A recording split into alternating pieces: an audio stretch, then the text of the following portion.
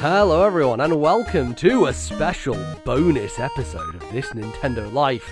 The day is April the 2nd, 2025, and it has been over 8 years since Nintendo revealed a new video game console. My name is NBZ and I'm joined by the person who I talked about the first video game console with those 8 years ago on a very different day when we were up at like 4 a.m. Having watched a live presentation from Japan. They were much more generous with the timing on this one than that thing. They've been a lot nicer to Europe recently, I find. We'll get into it, but there's another direct that was announced that's a 2 p.m. one that's coming later this month. Same time, Yeah, exactly, which is great for us. Just generally feels like they're targeting Europeans more, which is nice, and maybe being nicer to us on price as well. And another thing we'll get to.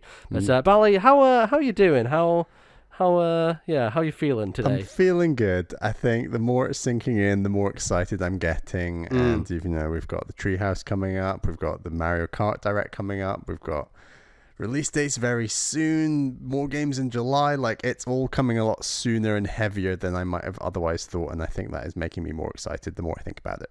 Yeah, I think, as I watched it, I watched it with a bunch of work people in a Discord thing, and I was streaming it. The Nintendo cohort. Yeah, basically, or at least the people who are interested in just chilling and watching it, which is a few people. So, I think a lot of us and a lot of them were like, there's a lot of stuff to be like frustrated about in terms of how little first party stuff was shown. The stepping back from it, and like, because I was feeling like not similar-ish to the Switch one, because this is definitely a lot better than that Switch one presentation in a lot of different ways. But I was like, I wish there was a little bit more. But I do think there's a strategy at play here, which is a longer term. Hey, we're probably going to have a lot of games coming this year. Let's not blow our load straight away. Let's set things up with a few things, and then when summer comes, let's do another Nintendo Direct. Here's a bunch more games. When winter comes, here's another Nintendo Direct, here's a bunch more games. So I do think they're likely going to have a lot of announcements this year, and they're just pacing themselves out a little bit, just to make sure that they have some stuff ready for later. Because you don't want to blow your load all at once, right? Yeah. Like, this has happened previously with previous console generations, with previous companies. Sony had their famous E3s where they're like, here's 17 games for 6 years in the future, and then they'd never have anything new to announce after that stuff happens. So I think Nintendo taking a strategic play here of like, look, we've been cooking for a while, got a lot of stuff ready, let's just announce the pressing things that are about to come out soon, and we'll get to the rest later. So but would you say overall your general feeling was the Direct useful, funny, cool, or cute? Fucking fuck me. We actually, obviously I recorded the bonus bits with Matt talking about the previous Nintendo Direct. You weren't here for that, Bally. Shout outs to Matt Lorgan. That was really stepped up to the plate there. So he thank did you, indeed, Matt. Some good podcasting. I enjoyed those shows very much. For sure, yes. Bally wasn't here last main episode, and so didn't get to comment on the Nintendo Direct out of nowhere that we got that was last week. In which, I don't know, putting these two together is actually quite cool, because you're like, oh, there's actually quite a lot of games coming from Nintendo. Yeah. But I don't. Do you have quick thoughts on that last week's Nintendo Direct, Bally, for everyone? Quick thoughts. Wow, there was a lot more there than I thought there was. I think that stuff like Rhythm Paradise, Within Heaven, or whatever coming up next year is pretty huge. Like, I think that's awesome, and I am probably the most stunned that across both directs, the fact that there's no Zelda remakes of any form is maybe the most surprising thing. But yeah, I'm also stunned that across both directs we still don't have a release date for Metroid Prime 4, despite it showing up twice now, and them not saying anything about that, which is wild. I think it looked weird having a direct ahead of time, but general thoughts were now on the backside of both of them. It was the right thing to do. It allowed them to. There's a lot more to say about Switch 1. They wanted to say that. It was good to do that in a separate thing. And I think we can talk about it further, but the way they're integrating Switch 1 into Switch 2, I think overall is pretty good. So we can get onto that, but it made sense to do the two directs with hindsight, for sure. Yes, and I think when you think about the way that they treated the Switch 2 edition games that we'll get into, like, they didn't because they had set up what Prime 4 looked like and what the premise of it was and these powers and stuff in the previous Direct, they're able to just be like, oh, you guys all watched that last week, you know what Metroid Prime 4 is, now we're just going to focus on the fact that it's going to get upgraded for Switch 2. Yeah, and now let's show it off in 4K. Exactly, yes, let's show it off, and let's show you can use the mouse to control it and all that sort of stuff. So, yes, I think that was, in retrospect, made more sense as to why Prime 4 showed up there, so it could basically set the table for here, essentially. But yeah, I guess, Bally, let's just get into it. Let's get into the meat of this thing.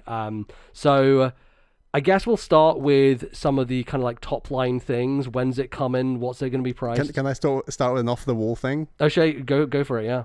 I like Nintendo bringing along the youngsters here. Oh, okay. So yes, we can talk about these guys we've not seen before, right? We can talk about the presenters. So one of them we have seen before, and I wouldn't have known this if I hadn't. Was it Sasaki? No, it wasn't. So it was. I've got their names here. So it's Koichi Kawamoto. He's Correct. The producer. Yes. Of Nintendo Switch 2. Tetsuya Sasaki is the hardware design lead. He was in the middle. And then Takahiro Dota is the director for Nintendo Switch 2. Yes, which I don't know what that means. Director of a system. And I swear they're all like under 35. I don't think they're that young. So no, but they're not as old as the average age of a Nintendo presenter on these. Correct. Yeah. I mean, I feel like the cohort of Miyamoto and all those folks like that kind of group are like the 60 plus club. Right. These guys are definitely like sub 40 probably. Which I think is really interesting to launch your new system with. I think it's also very interesting that they are all like, they led with the people who are hardware designers, right? Like they led with the people who were focused on the creation of the system and not people who were involved in the software. So usually we get Shinya Takahashi, who's like the head of all of EPD, and he oversees all of Nintendo software stuff basically, but I guess because they were leading with hardware announcements and like breaking down how the hardware worked, it made sense to have those guys, and then because they're there, they might as well just talk about the games as well, I guess was the idea behind it. So the thing that I wanted to point out, so last episode we did a recap of the Switch 1 presentation, and one of the presenters of the Switch 1 presentation was Koichi Kawamoto, who was also producer on Switch 1's hardware. So this guy has actually been around for a while in terms of hardware. So yeah, I don't know if he was on Wii U or whatever, but he was he came out on stage, and he was also on 1-2 Switch. So I think he worked on that software basically. So yes, he's very much someone who has previously worked on the Switch hardware, so it makes sense to carry him over to be on Switch 2 hardware stuff as well. But it was nice to get these other two guys there as well, who I believe we have not seen before in any other presentation. So one of them we have, and the other two we haven't. And I don't know if we'll see them again, if I'm honest. I do think that this is maybe a one-off situation. Oh, really? This is just, we're launching hardware, we need to get the hardware guys, and Correct. Then we'll go back to Takahashi Koizumi. Is that your theory? That's my belief. Like, it feels like that makes the most sense. Like, we may see them again when the OLED gets announced, and they're like, let's talk about the OLED Switch 2 and how that has changed and what things are happening. But yes, they'll probably try out the hardware guys for hardware stuff, and then they'll go back into their hole for 7 more years. Like, oh, Zelda game coming, gotta get a Numa out. Like, exactly, yes. They've all got a label. Yeah, and I do think that what we've talked about previously is Nintendo's wider kind of decision making to make people less celebrity like. Yes. And so rotating people in and out means you're getting like actually it's quite nice because you get like a broader look at the people who work in Nintendo, but it also means no one gets the spotlight for too long. Here's an off the wall app and a film, better bring out Miyamoto. yeah totally. Anything that's not to do with like video games these days is always him. That's how it goes. Interesting that Nintendo Today, but that probably has a bunch of news on it. I haven't checked it yet for today's one, but I have been checking Nintendo Today with some frequency. It's got a bunch of the trailers from today. It's all pretty up to date, which is nice. Yeah, it's weird. Like, so they're like, hey, here's some key art from Fire Emblem Engage, and like that's it. That one didn't even have the cute, cool, whatever the fuck options on it. So it's interesting. I think it's a cool idea, and it puts in place the foundations for a lot of stuff I imagine they're planning on doing. Right. I agree that the stuff initially is a bit, I don't know, low key, and that's fine. Yeah. But I think overall it's cool. I think there'll be some other stuff coming for it, and they'll do some interesting stuff. Like dropping the Zelda film date on there was pretty cool. Yeah, that was interesting. And like, I don't know, at the moment it's like, here's artwork from Xenoblade 1, and it's like, okay, and also like it spoils one of the things from Xenoblade 1 in the artwork. I'm pretty happy I'm getting like the original story of Metroid. I'm enjoying that. That's a cool little tidbit. I mean, I think your average Nintendo fan who might be a good 10 years younger than us probably doesn't know the origins of Metroid. So that's true. And they're just about to launch Metroid Prime 4. So that kind of nerdy stuff, I think they're doing okay on. Yeah, there's a little breakdown of Fire Emblem Shadow Dragon today, the original Fire Emblem. So there's some cool stuff on there. Question: when did you open the app for the first time? Did you what did you tick? Did you tick everything to get news on, or were you selective? I think I ticked everything apart from the anime bullshit. Wow, rude. Frankly, rude. I can't remember. But I made Pikmin my main theme. Oh, nice. Okay. Yeah, I went with Zelda. I would have done Metroid if that was an option, but they didn't have Metroid as an option for the theme. I just love Pikmin. But yeah. There's some fun little videos that they have there, so that's good. Anyway, the Switch 2. Let's get back to that. So hardware stuff. Lot of interesting things to talk about. I will say that the thing that surprised me most about this presentation was Nintendo talking about numbers that they usually don't talk about. Frame rates. Right. Like, Nintendo are so focused on the experience, the magic of playing a game. They don't want you to think about specs, right? They want you to think about the joy of play and how are you going to experience this game. And it doesn't matter the frame rate, it doesn't matter the resolution. It's all about the experience. And I think the reason they're in this situation is because this is such an iterative piece of hardware. There's actually not a lot of like fun, joyful things to talk about with it, of like, how does it work? Like, they could spend so long in the original Switch presentation being like, here are the Joy-Cons and look at these, you can turn them on their side. We never saw like the home screen or anything. No, and they're like, you can shake it and there's ice cubes, and like there was such a focus on explaining the hardware because it was a foreign concept, it was new, it had never been seen before. Now everybody knows what it is, so what do? Well, I guess you have to focus on the raw specs, the numbers game of it, which is, it's better in all these significant ways, and it's better because this number is bigger than this number, basically, which is kind of what it came down to. So, some interesting numbers. 4K has been said a few times.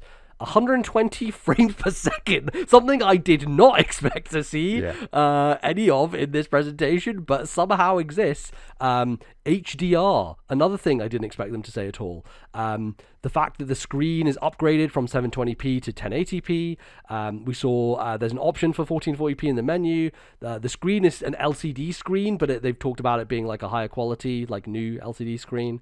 And supposedly, we've heard from like other sources that the battery life is between 2 and 6.5 hours, which, you know, I mean, I think we'll eventually get to a point where the battery gets better in a new iteration, but I feel like every launch model is like this, where it's like, yeah, it's a bit shit, but you'll deal with it. Supposedly, like, lithium technology isn't accelerating at the rate that the rest of the technology world is, and that's why we're just kind of stuck with permanent battery lives for the... Anyway, that's a side tangent. Exactly.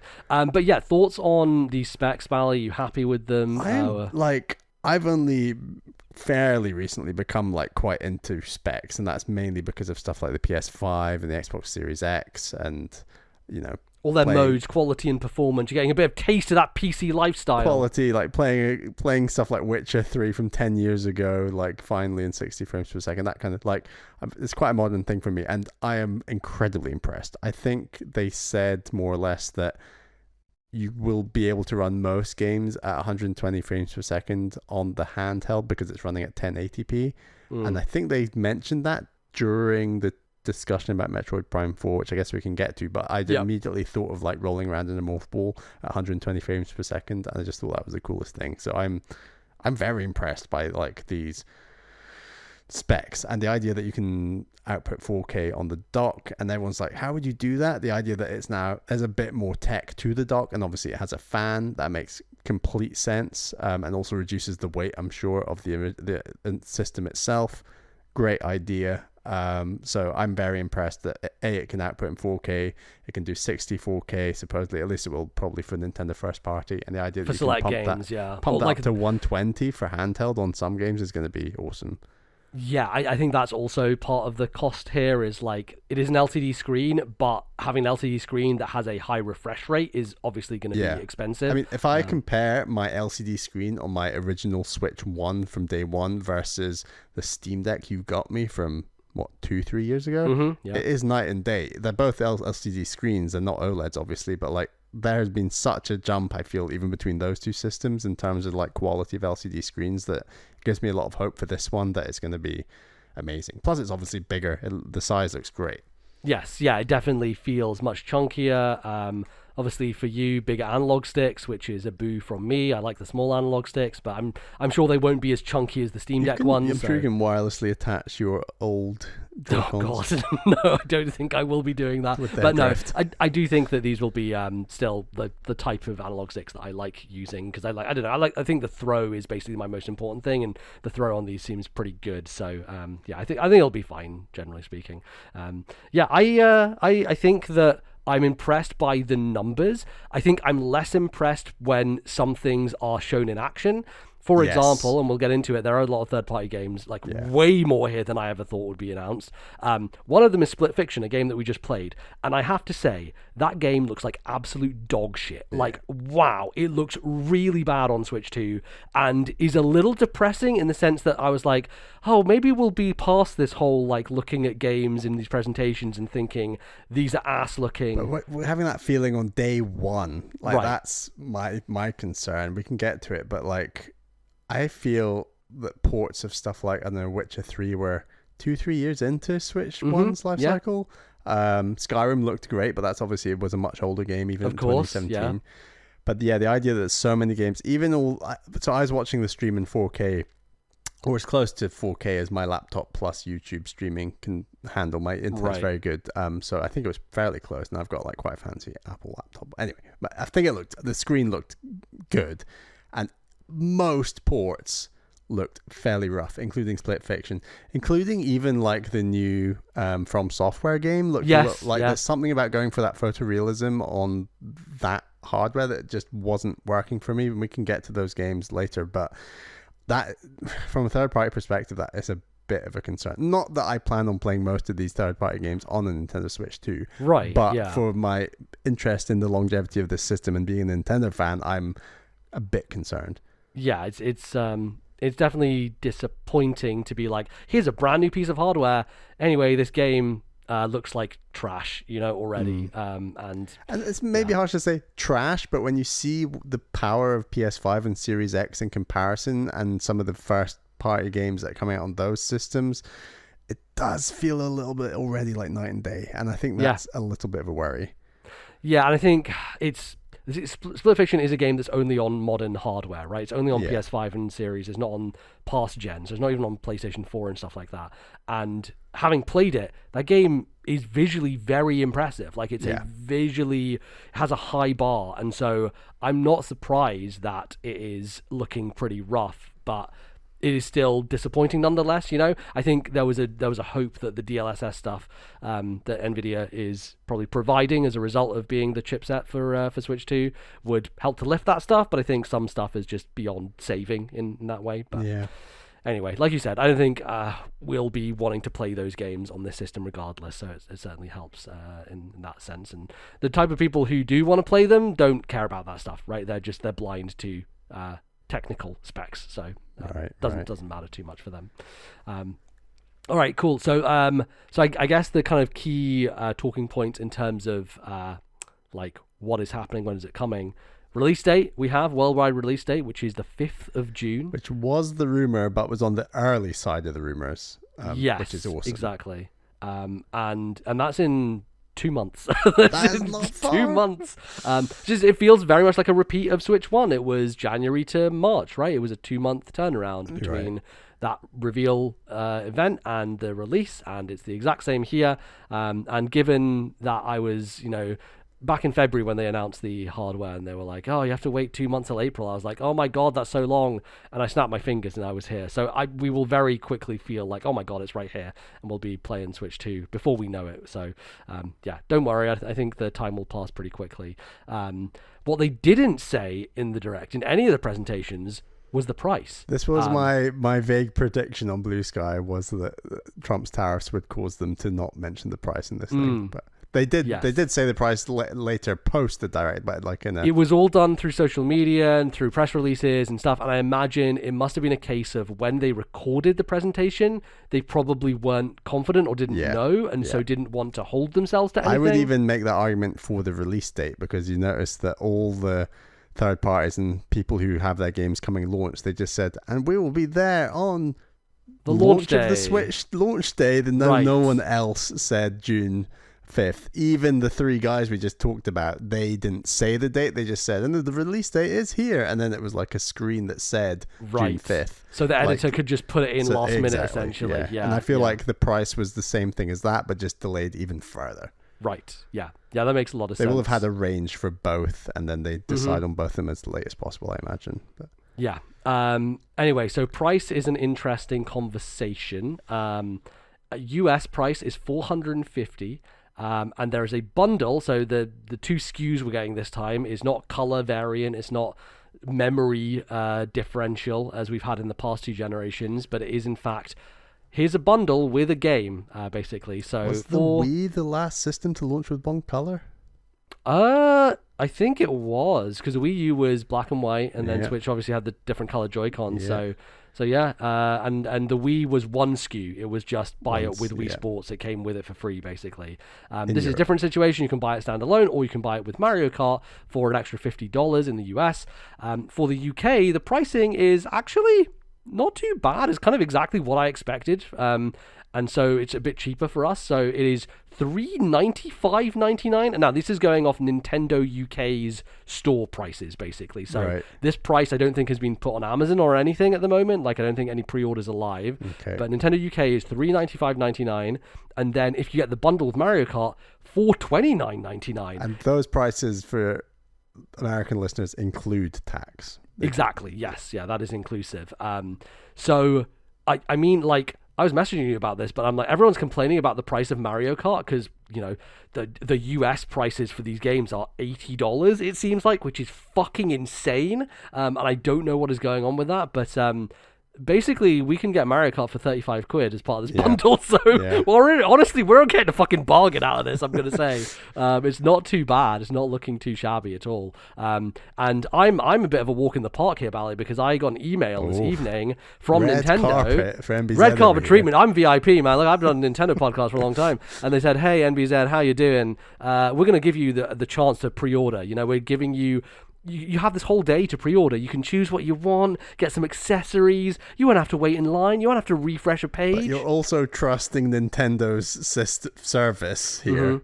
Yeah, no, I think they'll be fine. I think the fact that they are restricting it right now, so basically they are restricting pre-orders to certain people who own Switches, people who have put significant amount of time into playing games on Switch, but also people who have an active online Switch membership that hasn't lapsed for a significant amount of time. See, I let mine lapse on purpose because I wanted to save money, and it's come to bite me in the butt. It has. You're not hardcore Nintendo now fan. I have to enough, put all my faith in Amazon UK. Yeah, you have to just flip a coin now. But they also said, like, you have to be subscribed to their email list. So it's quite a list of things you have to do in order to get this red carpet treatment. And obviously, as the number one Nintendo fan in the world, I got all of it done. So I will be happily there on the 8th of April is what they said. So 1 week, I think, from today. Is it 1 week, or maybe it's no, it's less than 1 week. It's 6 days. So next week on Tuesday they will open that up, and they basically said in my email, they said you'll have until the end of that day to get your pre-order locked in, otherwise we'll take it away from you or whatever. So it's great. It means I don't have to rush anything. I can just choose what I want. I'll get that Mario Kart bundle, and I'll probably get a Pro controller and whatever else, and be okay. So that's it's an interesting tactic from them, especially given the whole scalper situation that has been a problem with console launches. I appreciate they put this measure in place. Valve did a similar thing with the Steam Deck. Like, you had to have a Steam account for however long and have played games on Steam for however long before you were able to pre-order a Steam Deck. I think they've taken a tip. That's the information they have, I guess, so might as well use it. Exactly. Yeah, exactly. So I did do the Amazon roulette for the launch of the PlayStation 5. And even in the UK, I was fine. And I associate the UK being very pro PlayStation. So my logic here is that surely Amazon UK is okay for this. I think it should be. As long as, I mean, I do think that the high price point in the US is going to be a turnoff for a lot of people, and is probably going to lead to slightly worse sales, not significantly, but slightly.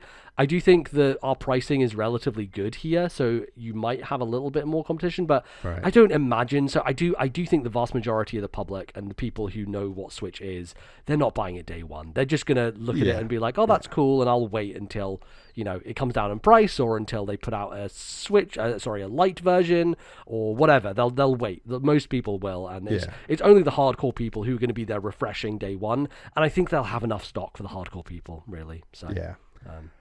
So what do you make of the price?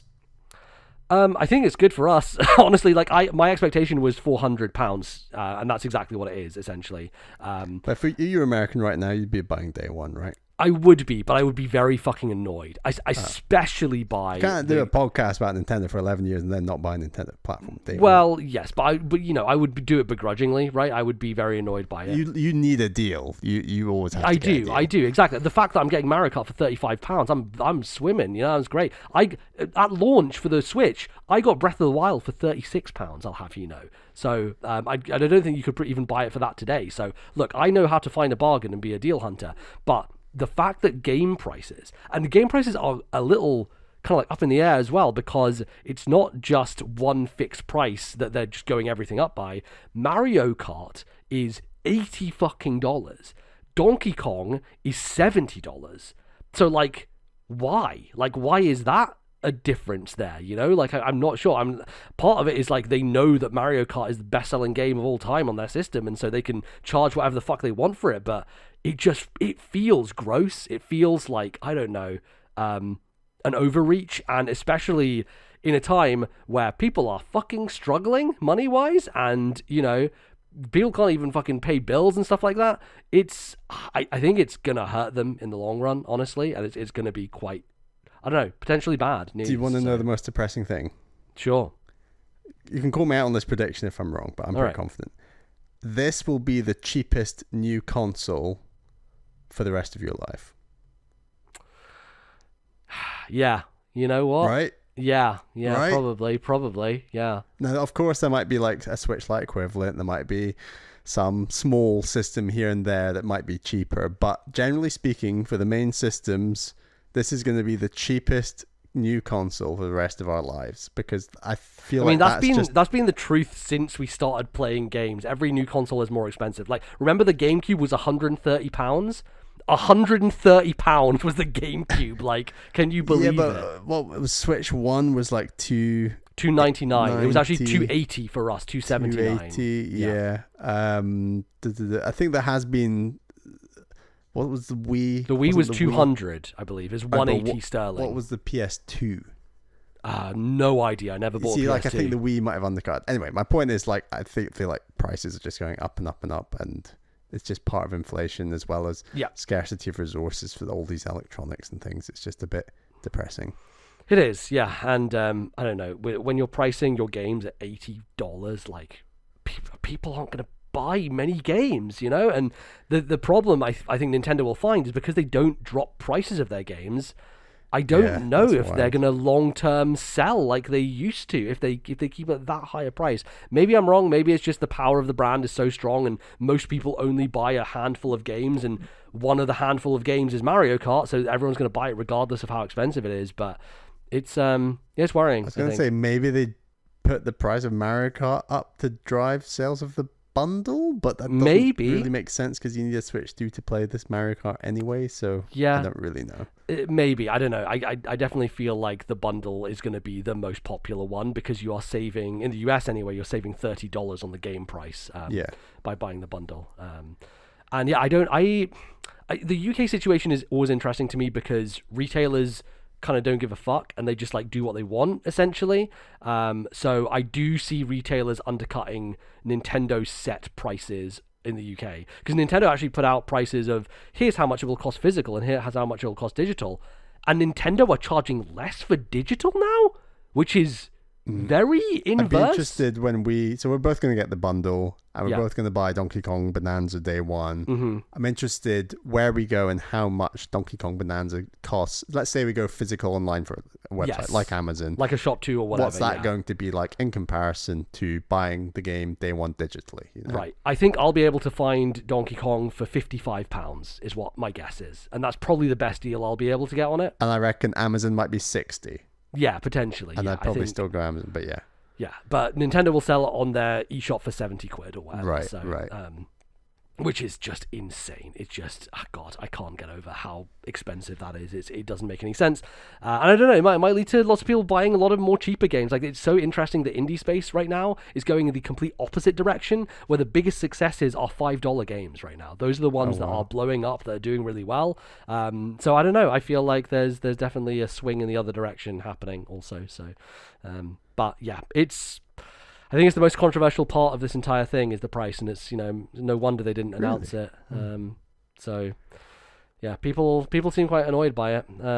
I don't know. I think when PlayStation 6 comes out, people will be like, "Hey, do you remember when Nintendo launched the Switch only cost this much? for £400? Like, that was a bargain." But do you think all this like $100 GTA 6 stuff is more substantial now that Nintendo are charging $80 for Mario Kart? I have no idea. I really. I feel like it emboldens Rockstar. I think day one, yes. A year in, no way. Like, I feel like they got to get that juice the day one sales, but I can't see it. It'll fall in price far faster than, say, a Nintendo game, obviously, that don't drop price at all. They never drop price, which might change if this is too expensive for people. Or they look at it the other way and they go, why don't we just release for a standard price, and then with all that extra time and money, we're going to spend it on making people subscribe to GTA with the GTA Online stuff. Right, and that's how they make more money in the long term anyway. Potentially, yeah. Well, anyway, I do wonder what will happen, and if we start to see... Look, Nintendo have done this before where they've incorrectly priced something, and it resulted in the 3DS dropping by a significant amount and them being like, sorry, have this. So it depends how the system sells. The system sells poorly and they're not selling games. I think they're going to have to retreat and do something different. What do you see as good sales and what is bad sales? I don't know, actually. I have no idea what their kind of like expectations are. 3DS, I can't remember what the sales were like. I just remember it was bad. It was like really bad, and they had to do something about it. So the problem is now is they're sitting on fucking like years and years of money from the Switch 1, so they're not in the same situation as they were with 3DS, where... Don't forget their Mario film. Yeah, exactly. Yeah, God.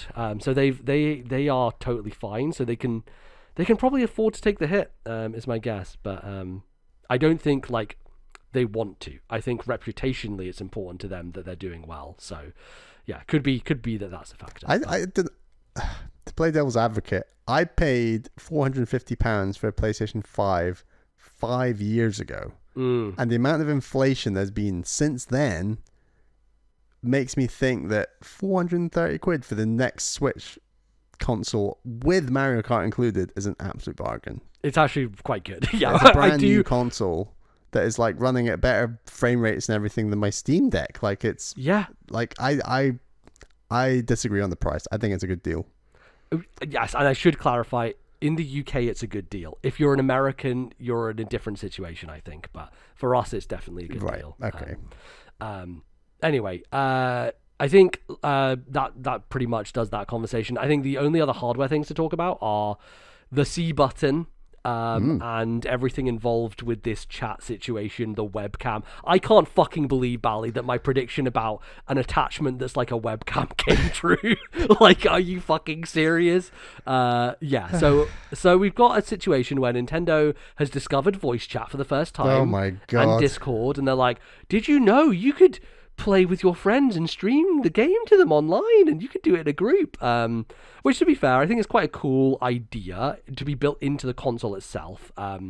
It's definitely a way that a lot of people play games. Like, I know a lot of people who are always on Discord with friends and streaming games to friends on Discord on their computers, and it's a cultural thing. I think a lot of young people do this. Is how they connect with friends online. So I think it probably makes a lot of sense. A lot of people will end up using it. I feel like the webcam is a little, I don't know, useless, because I feel like most people who do this do it just through voice chat and they don't use webcams, because like, who wants to do that when you're playing a game in your basement or whatever? Like, it's not really a thing. I'm sure some kids will get some fun out of it, but it feels a little superfluous to have the webcam. I don't think. Supposedly third-party webcams can also work. Interesting. You don't have to use a Nintendo one. That's good to know.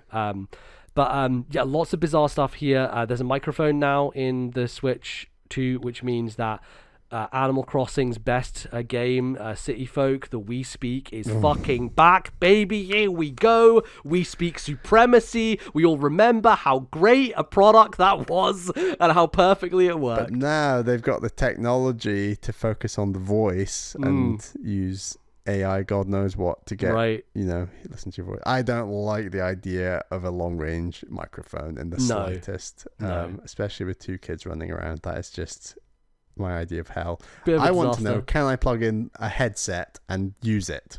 Right, yeah. Which I think I do that? Probably. I don't think there's any microphone on the Pro Controller, but I would imagine they would allow headsets now that there is an audio jack. There is a headphone jack. Fuck me, I can't believe they finally added a headphone jack. As every phone now doesn't even have a headphone jack. Nintendo are like, let's add one to our hardware. Controversially, the brand new MacBooks, Apple have kept putting on headphone jacks because they know that video editor people, music editor people, these kind of people always have plugged in headphones. Of course, yes. I fucking hate that phones are like, we're not doing that anymore. Like, fuck you, Apple. I really don't like it. I think considering phones are still the width of a headphone jack, then put one in. If phones went slimmer than a headphone jack, I'd kind of see where they're coming from. But the fact that it's... Yeah.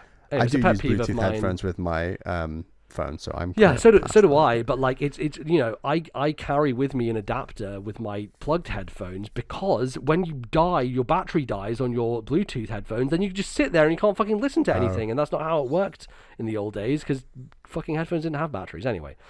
That's my old man shouts at cloud thing, more so than anything else. But anyway, the C button also basically acts as a way to access this menu, so you can mute yourself on the microphone, you can do all this other stuff, you can basically interface with your friends and stream to them and look at their screen and all that sort of stuff. Nice frame rates going on those shared screens. I mean, at least they were honest about it, like I think this is maybe the most honest Nintendo being. Going to be puking watching these frame rates. When I saw that, I was like, Jesus H Christ, are we serious right now? Mario Kart slideshow just going. Yeah, I don't know, it's a fun thing. Like I think of like the time when you were stuck on Tunic and I was trying to guide you through. Like if we had the option to be like, just stream it to me and I can just like tell you what to do here and stuff like that. Like that's actually quite nice. I do like that, and I think the rare occasions where we would use it, I think it would be a fun thing to do. So I like it in concept. I think it's a neat little thing.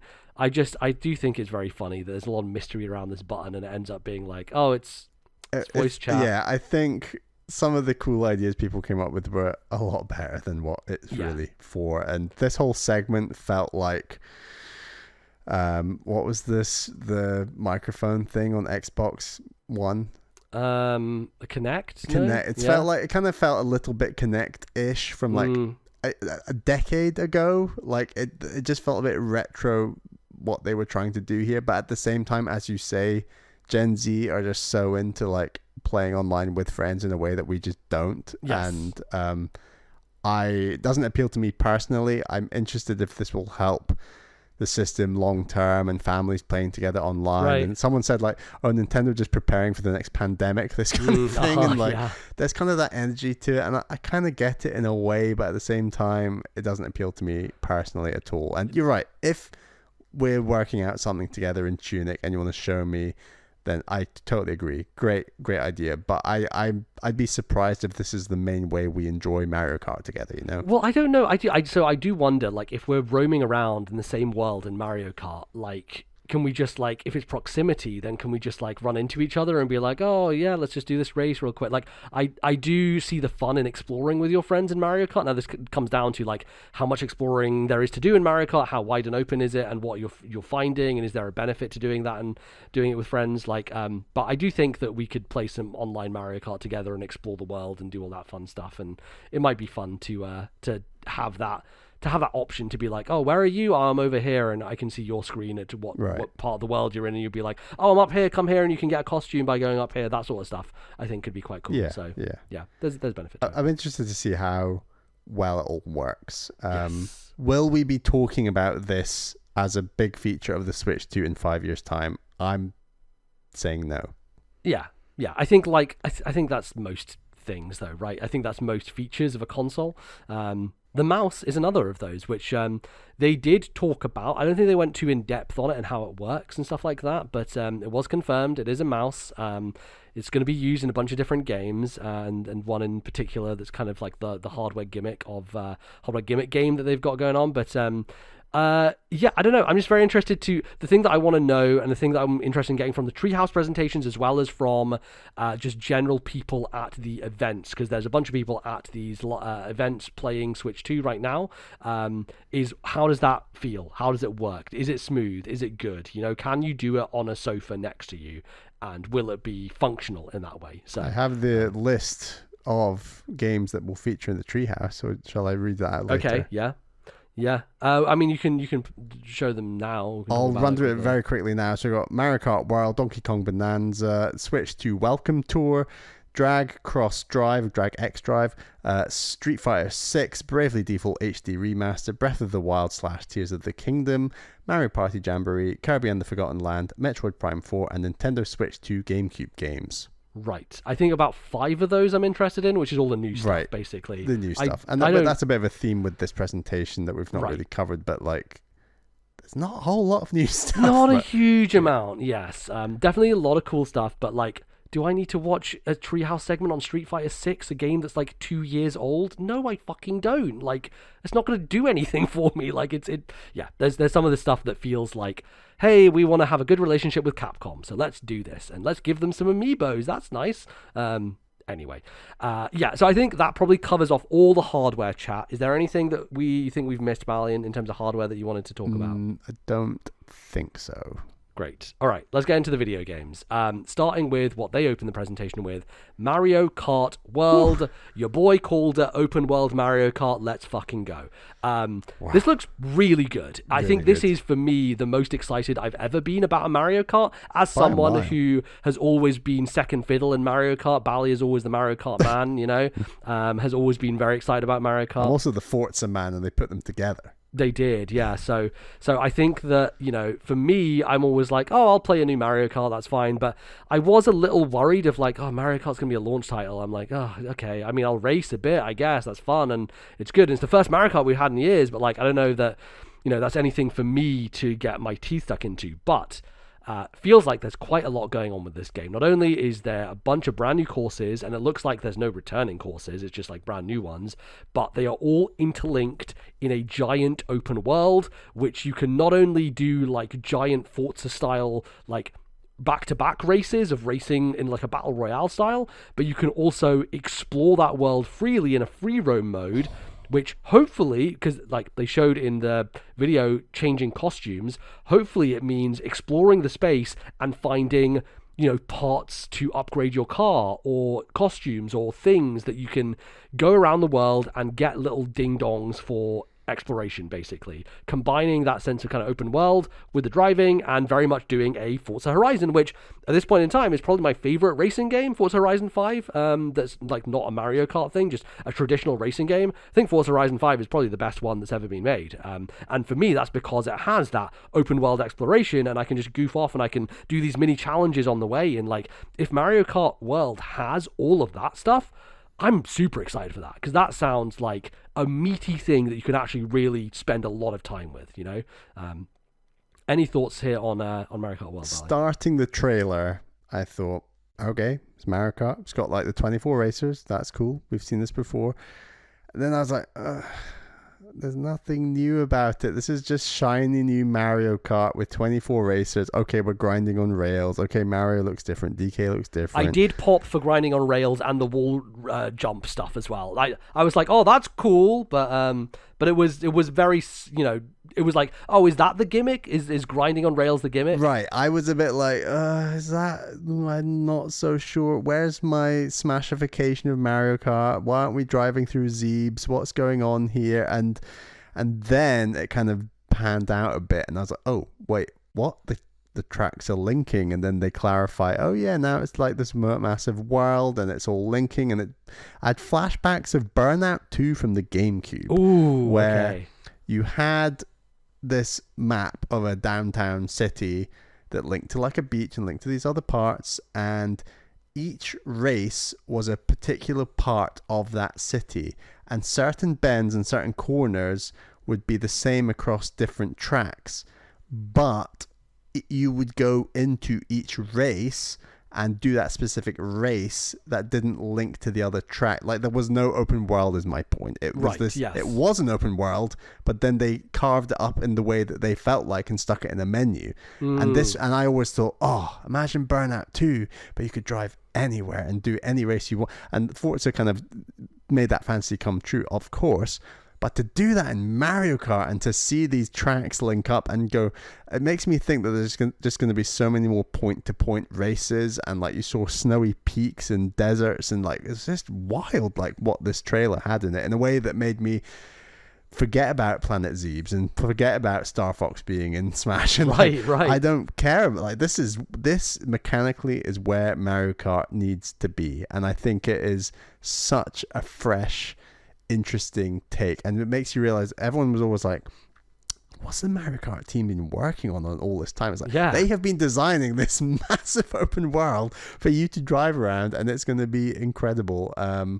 I really want to know more about like game modes, and it made me think, right, say you can cut across this big off-road bit and do that. It's all the skill going to come down to like knowledge of the world. Like, where's the driving skill versus the knowledge of the world? Which cars can go on grass, which ones can't? Can you go through mud? Are you going up a hill? Are all these courses point to point as opposed to loops, you know? Right. And I did see some tracks, and there were points in the tracks where it would split in two, and one way would take you round for another loop of the track, and the other way would take you onto another track. Like, it would move you on through the open world. So I think there's definitely a little bit of, right, yes, you can play Grand Prix and these tracks can be played individually, but in these other modes, I guess it's a little bit like Burnout 2 in some ways in that sense. The same tracks are then being used. Oh, but that actually links to this. So a track can be a track race as well as a point-to-point at the same time. Right. It also made me think that they will have the ability to insert retro tracks if they choose to. I'm still confident that there will be tracks, traditional tracks in this game. Honestly, like, my dream scenario is to be exploring the world and just to come across this little area and be like, wait a second, is that fucking Baby Park? And then you get into it and it's like, oh my god, Baby Park is right here, and you're going around it and you're like, oh my god, they did it. You know, like, that would be very cool if they just like, if they hid like classic Mario Kart tracks within the world itself. That would be amazing. And I was just saying on Discord, I was like, we should all be grateful they didn't recycle Woohoo Island for this whole idea. God. Like, I'm so glad it's like this fresh, intricate world. And, you know, launch of Switch 1, they did the open worldification of Zelda. Worked out well for them. They've gone for Mario Kart this time. You know, I think this is a really good step. Yeah, how many more franchises need to be open worlded from Nintendo? You know, like, I think most could benefit from aspects, but I'm very, very, very impressed. I really want to know more, and they've obviously got their Mario Kart Direct on April the 17th at 2 p.m. BST. So yeah, I think I want to see more. Yeah, definitely and curious. It's launch day.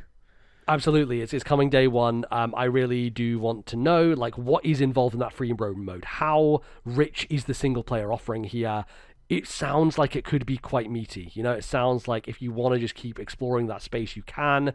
Is there going to be like a leveling system? Like, what are they going to do with that? I feel like there's so much to dig into potentially with it, that I think it makes sense to have a dedicated direct for it and going into all the features and characters and how it's all going to be paced out. So they also had that. They talked about like the knockout mode. Essentially, it's basically like a battle royale where everyone is racing and you have to get a certain number in the race before getting knocked out. It's a bit like F-Zero 99, right, where you have to finish within a certain kind of really threshold. Cool. Otherwise you get kicked out of the race, essentially, which I like that. It's also very much in Forza. Right, okay, cool. Yeah, so yeah, definitely taking a lot of cues from those games. But for years and years, my biggest critique of the series was, you know, where's the single player offering here? Mario Kart's all well and good, but all it ever is Grand Prix, and it's like, okay, I do those, and okay, I unlock some car parts, and it's fine, but the tracks are great, it's good fun, but there's never anything like more than that. And I was always like, oh, they could do a DS mission mode. This is This is so much more and better than that. This is so much more. This is the most radical change by a factor of 10 than any other Mario Kart. It's an incredibly iterative series when you step back, honestly. Absolutely and is, I think this is...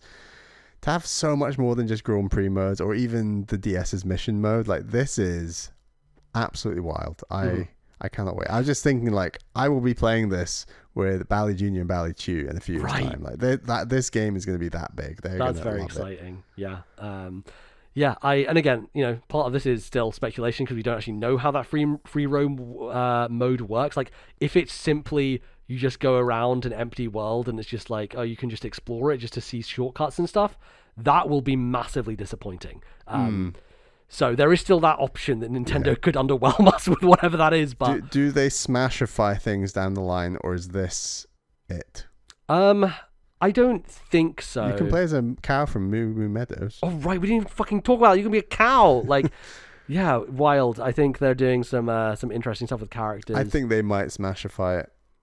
There's a chance the DLC will do that. You know, like, I think you might still get your open world Zeebs. Yeah. You can add on parts of the world, can't you? So potentially there's a Hyrule maybe Castle. there's a portal you go through and you end up, like you said, in Hyrule, and you're they going just copy around. and paste the Breath of the Wild world into... Oh my god, yeah, you're just racing around that. It's like that's a what the bike was for. They were test driving it for that this. was it. Yep, it was all in preparation for this. So you might still get Woohoo Islands. Yeah, fuck, god, okay.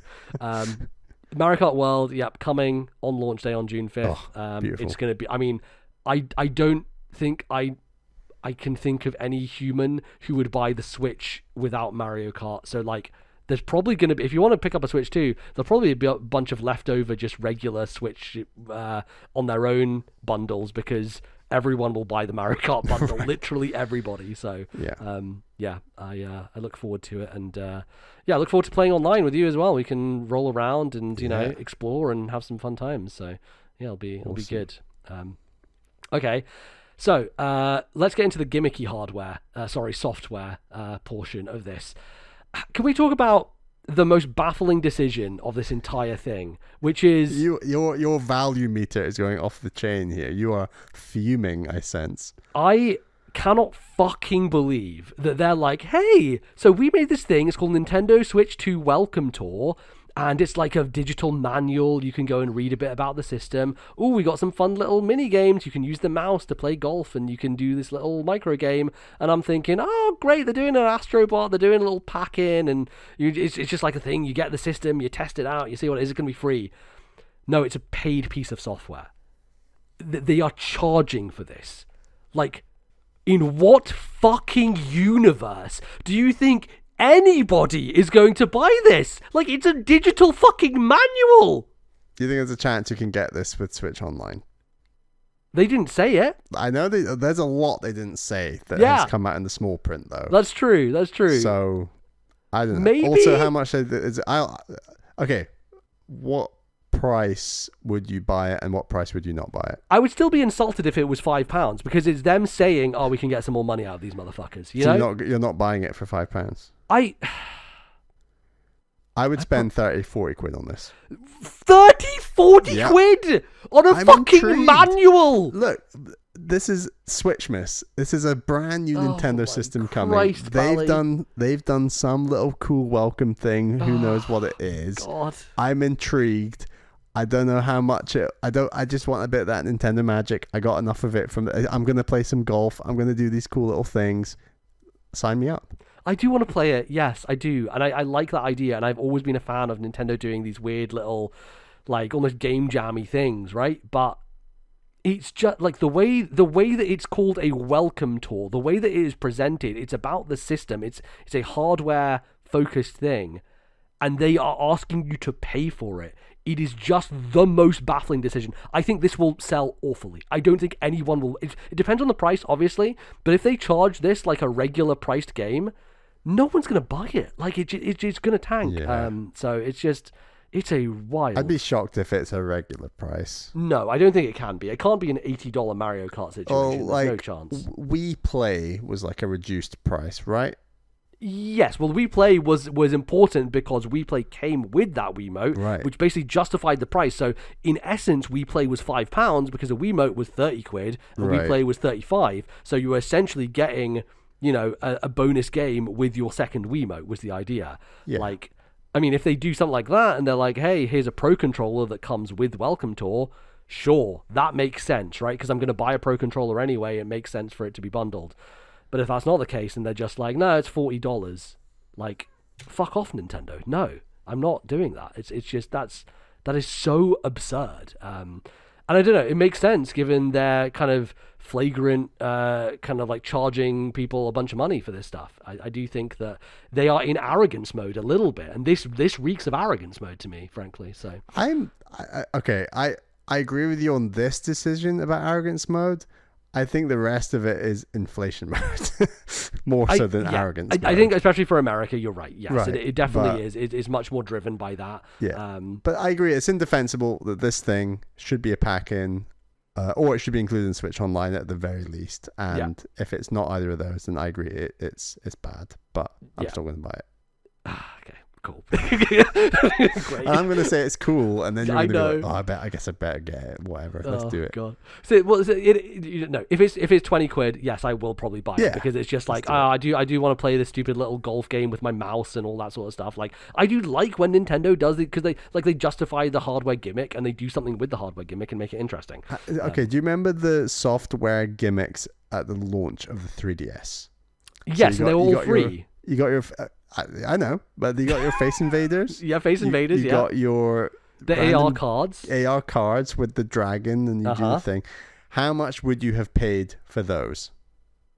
Oh, I don't think I would have. Nothing. See, I would have happily paid 20 quid back then for that stuff, because it's it's novelty, it's new. It's, oh my god, the system can do this, it can do this. I never knew that. Like, I have the same attitude to this thing. Like, it's novelty, it's new. I want to know what it can do.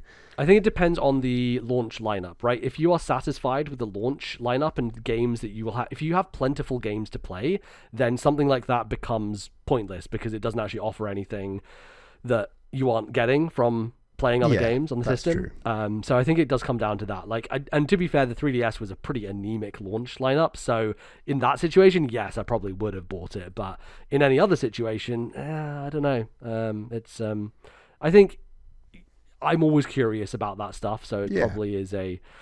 I'm shouting and screaming here, but like at the end of the day, I'm probably going to buy this stupid fucking thing, aren't I? These are the three hardware guys presenting this to you. They've worked on this very hard. Oh, they did. Yeah, they worked so hard on it. They've even got a game out of it. I think it's also just like the way they presented it. It does feel so much like a like, let's talk about the hardware and how it was made, like a thing I could just get by reading a manual. Like that being such a focus of it was very bizarre to me.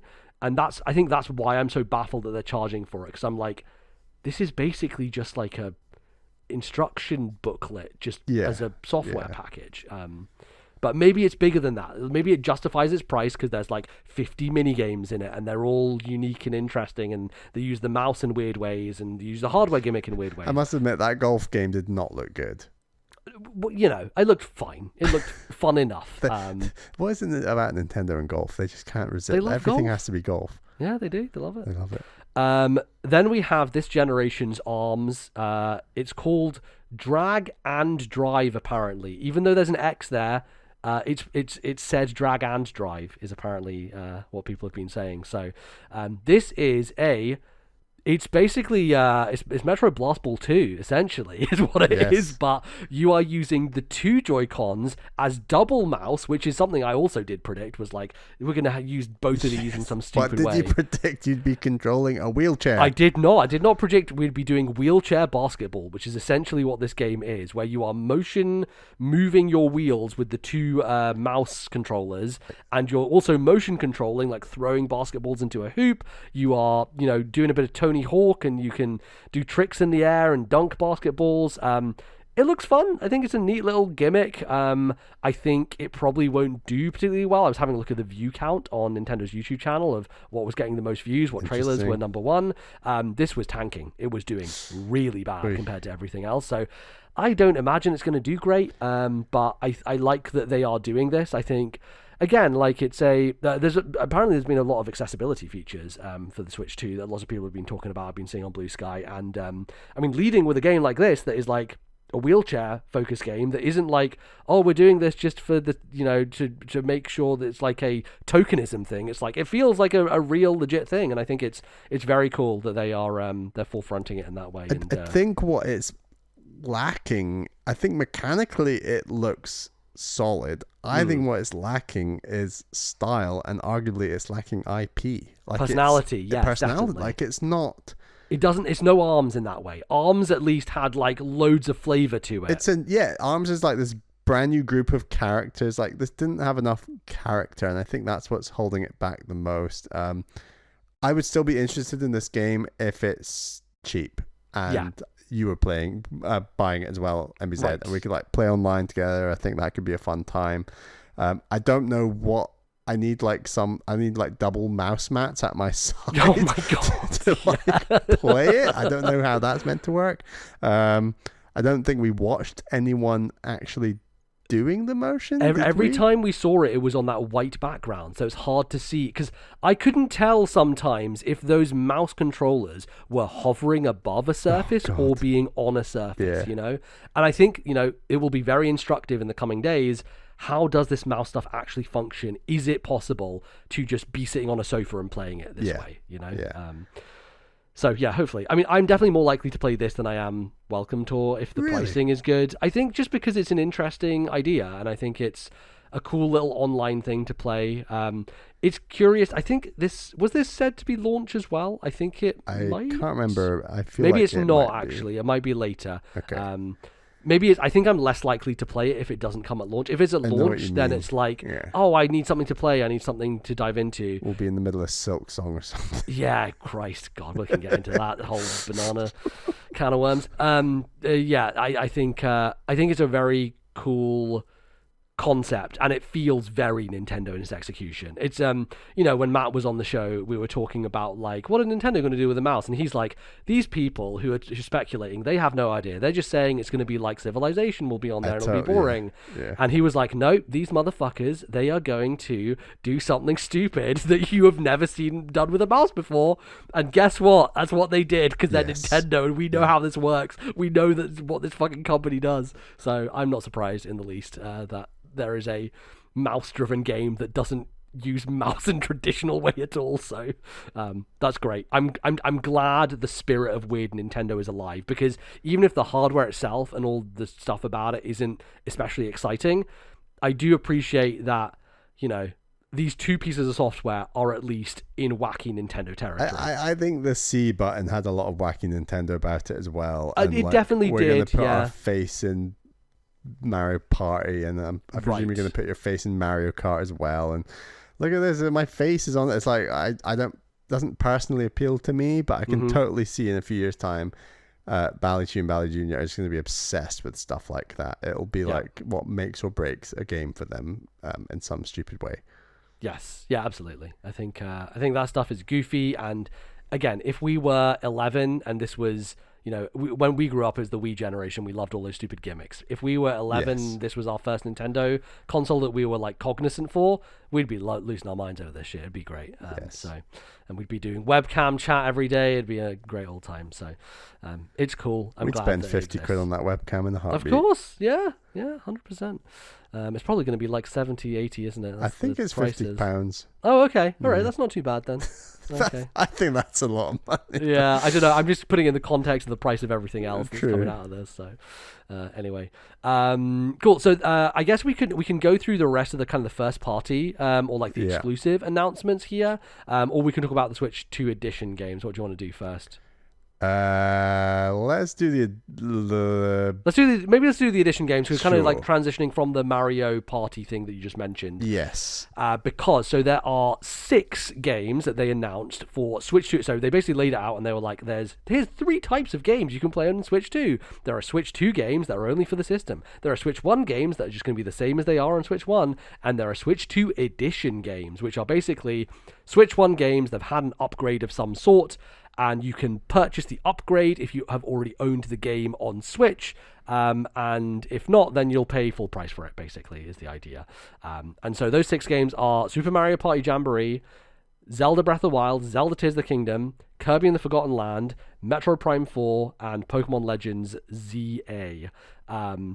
So, interesting situation where the 2 Zeldas, if you want to get the upgrade, you can actually get it for free if you're subscribed to the highest tier of Nintendo Switch Online, which they didn't say during the presentation, but that came out afterwards, which is great because I probably wouldn't have paid because I don't see myself going back to those games anytime soon. I would have been tempted by Breath of the Wild just because it's been that long and I want to see what... Interesting. I would be more tempted by Tears of the Kingdom because there's a lot I left undone in Tears of the Kingdom. Also true. You can do the same save file, I guess. Exactly. So a couple of a couple of other things. So there was actually an extended video on the Zelda games that went up on Nintendo's YouTube channel, and that video talks about a couple of things like you can carry your save file over to this from your Switch version. You can also start a second save file. Something which was never possible in any of these games previously because it was always tied to your Nintendo Switch account. And if you wanted to start a new game in Breath of the Wild or Tears of the Kingdom, you had to change your account to another account, basically. That's cool.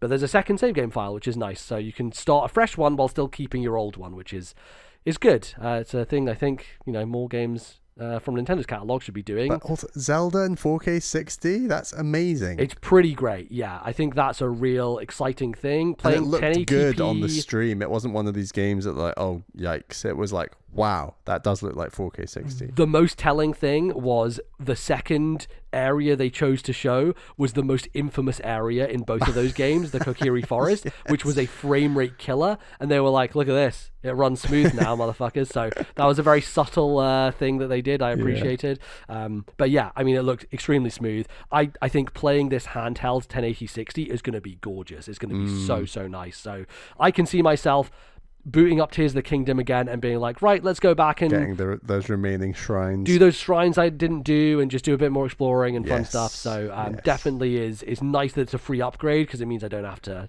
pay for it and I can just jump straight in on day one, which is nice. Very, very good.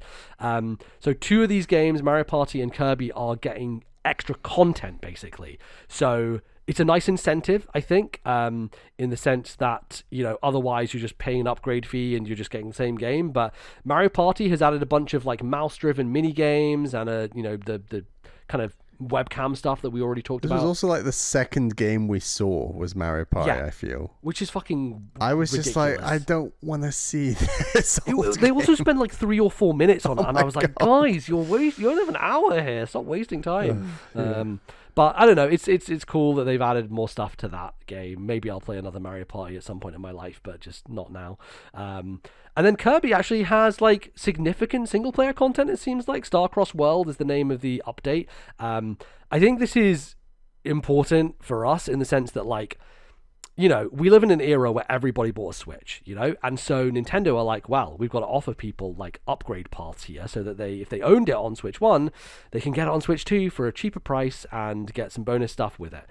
When Mario 3D World came to Switch, we didn't have any fucking Wii U's upgrade path. They weren't like, hey, you Wii U owners, you bought Mario 3D World, you supported us on the Wii U, let's give you an upgrade path. And thus we never ended up playing Bowser's Fury. We never did. Which I still have not played to this day, which sucks. I would love to play that, but I'm not. 3D Mario. It's like one of our favorite things ever. Exactly, but I'm not rebuying a whole fucking video game I've already bought. So I do appreciate that the upgrade path is here, and you know what? I could go for a few more levels of Forgotten Land, and if this is coming somewhere close to launch, then it's another thing to play. I think I'll do the upgrade and just play the expansion stuff, and I think that's good fun. So it looks good. It looks really nice. So very, very much looking forward to that. And then we've got Metroid and Pokemon, which are both games that are not out yet, but are coming out later this year. They just got caught in the middle, basically. Pretty much. They were like, okay, well, there's no extra content for these because they're not released yet, but hey, you can just buy the Switch 2 version straight away, and that's exactly what I'll do for both of them. I won't buy the Switch 1 version, I'll just buy the Switch 2, unless there's a loophole where the Switch 1 version plus the upgrade price is cheaper than buying the Switch 2 version, in which case I will do the loophole, but otherwise I'll just buy the Switch 2 edition. I have zero faith that Pokemon Legends ZA will look that great on Switch 2. It will look fine. Look, it will look fine. It will look as good as it can look. At least both of them will run well. What do you think of this concept overall then? I think that it makes some sense. I predicted that if this was going to happen, Nintendo would charge for it somehow. You would be paying. They would never do a thing that PlayStation did, which is Ghost of Tsushima gets an upgrade to 60 frames per second for free, which PlayStation kind of double dipped on that as well because they also released a PS5 version of Ghost of Tsushima. But there's no system-wide upgrade for Switch 1 games, basically, which means if you pop a Switch 1 game in, it's just going to run the same as it did on Switch 1, which is a little disappointing. At least that's how it seems right now. Maybe there's a situation where if you ran it on Switch 2 and it was a game that hadn't unlocked frame rate, that it would work at a higher frame rate potentially. So is your understanding that my digital indie games, let's say on Switch 1, I just log in as my account on Switch 2 and I can download any digital games I own? Correct, yes, I believe that's the case. Yeah. Did they confirm that in this?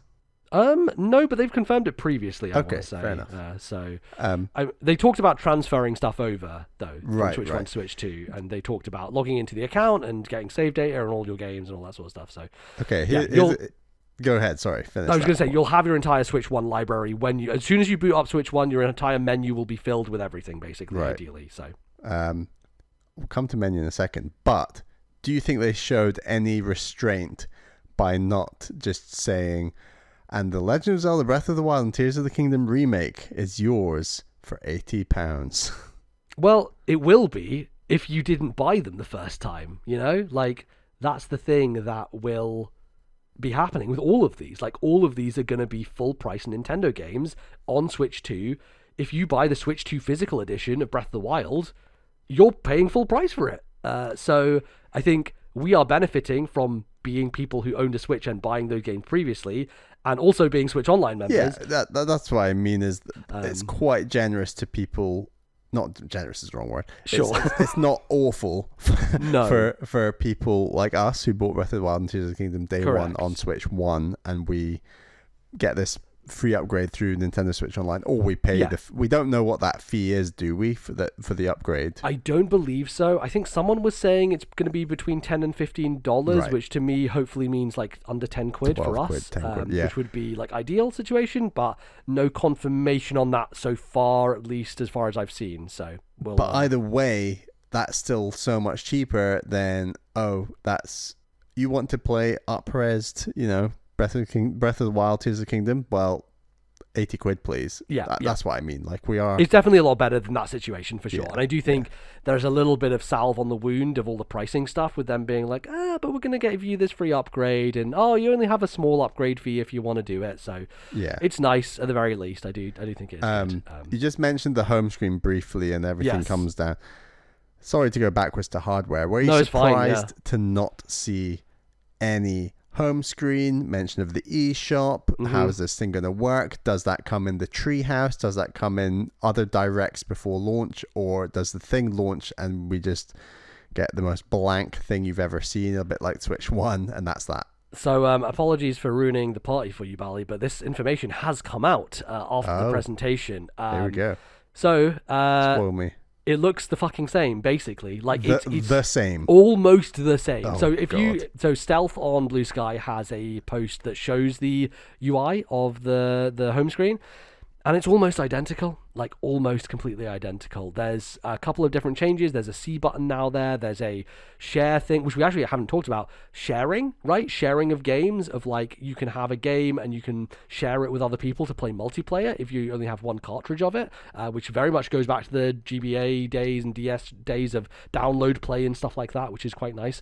But it's got those additional icons at the bottom, but it looks as blank as ever, looks as boring and as plain as ever. And the eShop also has a pretty similar-ish design. It doesn't seem like there's much radical change. There is a thing there that suggests potential algorithmic tailoring of games, which, for me, as someone who works in the games industry publishing sphere, is quite curious, and I'm interested to see how that works and if it does anything to push unknown smaller games towards a wider group of people, because that could be very, very helpful. But aside from that, visually it looks like a step to the side, essentially. Like Okay. it's almost identical. Like I would forgive you for thinking that it's the exact same because there are very minor differences. Right.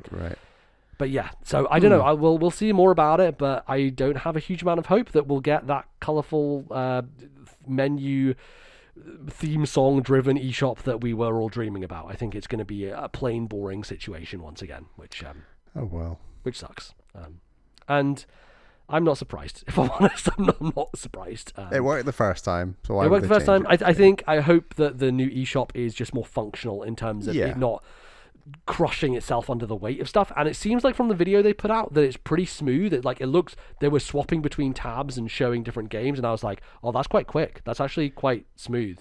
So how does it work between Switch 1 eShop, Switch 2 eShop?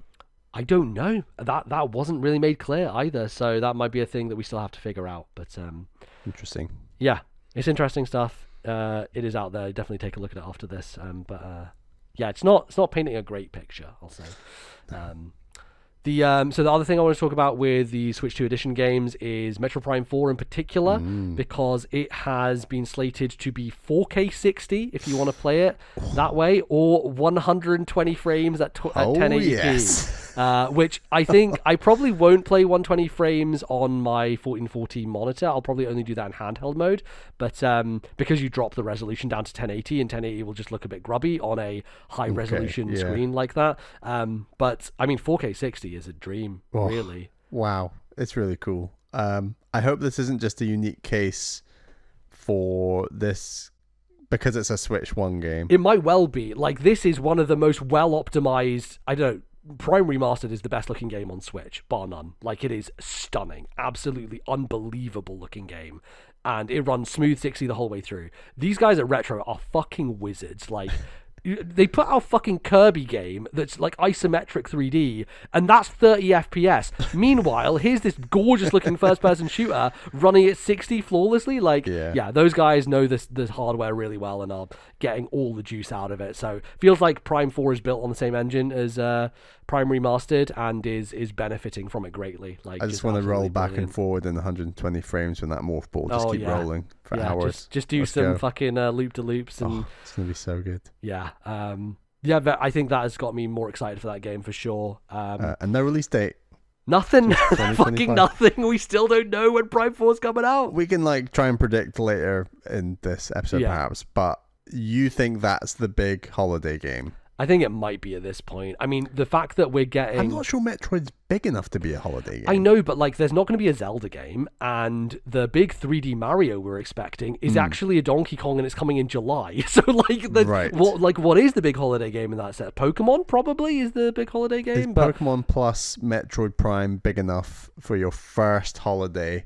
Pokemon on its own is big enough, so Metroid is just a little taster on the side for some hardcore people, basically, is what I'm guessing.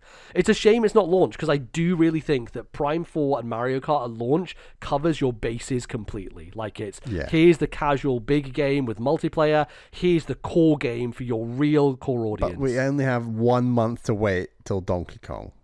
Correct. Yes. Shall we get into Donkey Kong and some of these other first-party things? Donkey Kong Bonanza, not Bonanza, Bonanza like banana. I was pretty surprised to see that it was a Donkey Kong game. I think there was the rumor that went around a while back, I want to say 2 or 3 years ago, that was, hey, there's not going to be a 3D Mario. They're instead working on 3D Donkey Kong. There was also 2D Donkey Kong rumors. There was a lot of Donkey Kong rumors. There was, let's put Mario and Donkey Kong together in a 3D game. Yep. And then those just disappeared because nothing happened. It fizzled away. But the logic is EAD Tokyo, or whatever they are called at this point in time. EPD Tokyo at this point, yes. ED Tokyo, did you say? PD. So let's do a little history lesson. Here we go. Emmy's Nintendo history lesson. Back in 2016, prior to Switch, they merged their two divisions. So EAD was the previous software kind of division where all the Zelda team, the Mario team, the Animal Crossing team, all those lived under EAD. And then SPD was the hardware division. What they did was they merged software and hardware division together, and EAD and SPD merged to become EPD. And that's since Switch, that's kind of been the setup that Nintendo has had, and EPD teams are kind of broken up into different groups, basically. That's the idea, basically. Right. So That anyway, Tokyo team, the Tokyo team, EPD Tokyo, yes. EPD Tokyo, your automatic assumption is, right, they're the Mario team. Nintendo always has to have Mario, therefore they're working on Mario. So all the rumors, as you said, there were some Donkey Kong rumors, but a lot of them were like, oh, Donkey Kong plus Mario or Mario plus Donkey, because you got to have your biggest the Mario Odyssey team working on Mario. And they haven't put anything out since 2017, 8 years. Right. It's a bit like you got to have Naughty Dog working on Last of Us, because if they're not working on Last of Us, who's going to work on that? Like, who's going to work on Mario? It's that kind of logic that exactly they've now put themselves in a position where there are more IPs than there are teams to work on those IPs. If your logic is that the Tokyo team now always have to work on 3D Donkey Kong and go back to their Donkey Kong Jungle Beat roots, I might add. Right. Yes. Which absolutely. is very cool. But it just feels weird in that. It feels like not having a 3D Mario in the first year is not concerning. Bananas. But it is bananas. It's bonanzas. It's definitely. It makes you think, and it's like, did they really spend 8 years just on one game? Like, you are floating a theory of, like, what if they had made this and also they've got a 3D Mario sitting on their backlog, you know? Are they sitting on Mario for a holiday? Right. Are we going to get 2 EPD Tokyo games in 1 year, which would be fucking insane? You know, that Donkey Kong game had a lot of Odyssey energy. Like 100%, yeah. A lot of Odyssey energy. A great trailer, just like so many cool good. things going on with it. It's clearly made by that team. It has all that energy, but it feels so different in its approach and design. Like, it is very... DK's now got trousers and braces. Of course, everyone, very important change. He was just naked before with a tie. Yeah, I think it was interesting talking about DK94 on the last episode of the show, because I talked a lot about the personality of Donkey Kong and, like, you know, wiggling his butt through the door and, like, having a bit of, like, kind of character. So much character with this version of Donkey Kong. Oh my goodness, his facial expressions. He had, like, banana love hearts in his eyes at one point. Like, his face is going crazy and is so expressive. Like, feels so characterful, which is wonderful. But I think just mechanically, this game is... It's just like destruction focused. Like, you are ripping things off the ground and you're bursting through the floor and you're digging and you're like essentially like this battering ram. Like, DK is able to like essentially like dig his way through surfaces and like so interesting mechanically that feels like a diversion and a different thing and fresh. Unique, very fresh mechanically. And it even has those like Donkey Kong Country style 2D sections that just had like all the artwork and energy. It's like really respectful to the history, which feels like what Odyssey did with like the wall scrolling sections, really right? Cool. Like, I think that this team does a great job of mixing gameplay styles, and like having those bits in there is very exciting because I think they can do some cool things with it. And it's coming July 17th. So it's coming 6 weeks after launch. So soon to launch, which is amazing. Like, I am so pumped. But yeah, what's going on with Mario? Shall we get back to that question? When does 3D Mario come out on Switch 2, and who is making it? MBZ, go. I do like your theory. I do think that if Donkey Kong is... Because they're kind of positioning Donkey Kong right now as, like, a more important character. And maybe they want to give him breathing space and room. They're giving him a chance at A tier. He's always been B or C. Yeah, but I mean, he's like an original Nintendo character. And so I think classically, he's A tier. Classically, totally, yes. I think, you know, with the Donkey Kong expansion at the theme park, with the movie that's focused on Donkey Kong... Yeah. I think they probably want to give it space. I don't think we will get a 3D Mario this year. This is the 3D Mario, effectively, for this year. And I wonder if, you know, this game was done 3 years ago, which is why they've been sitting on it for so long. You know, maybe it was like, well, they made that. Okay, let's start a new Mario project now. And maybe they are 3 years into development on a 3D Mario that will come out 2 years into the Switch 2's life cycle. Like maybe end of 26, maybe holiday 26 is when 3D Mario launches. So we're going to go almost a decade, unless you count Bowser's Fury thing. Right, yeah. Wow. I think what you've said is probably the most likely. Probably. Yeah. And it's still the EPD Tokyo team. Exactly. I think it has to be. I think those guys are the magicians. You want them working on your big, most important game.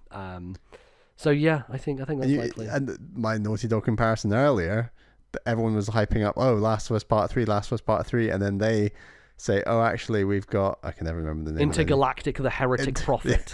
Easy name to remember. Of course, yeah. And then they said, like, oh, yeah, and then maybe there's other games or something. And it's like, whoa, right. So Naughty Dog are, like, doing all these things, and it proves that, EPD Tokyo can do it too. Potentially, I don't know. It's just interesting that you can have studios with more IP than there are manpower sometimes. I don't know. It does strike me as odd of 8 years and they haven't put out another game yet. Like it's a bit fishy, basically, is what I'm saying. So anyway, yeah, I mean, the game looks fan-fucking-tastic. I am very excited to play it. And yeah, having Mario Kart to sustain us for like a month or so, and then we're straight in with a big first-party banger, that's great news. Really good stuff. So, by the way, if you're wondering how important not having Mario at launch is to someone like Bally Jr., for example, he sees Mario, and what does he say?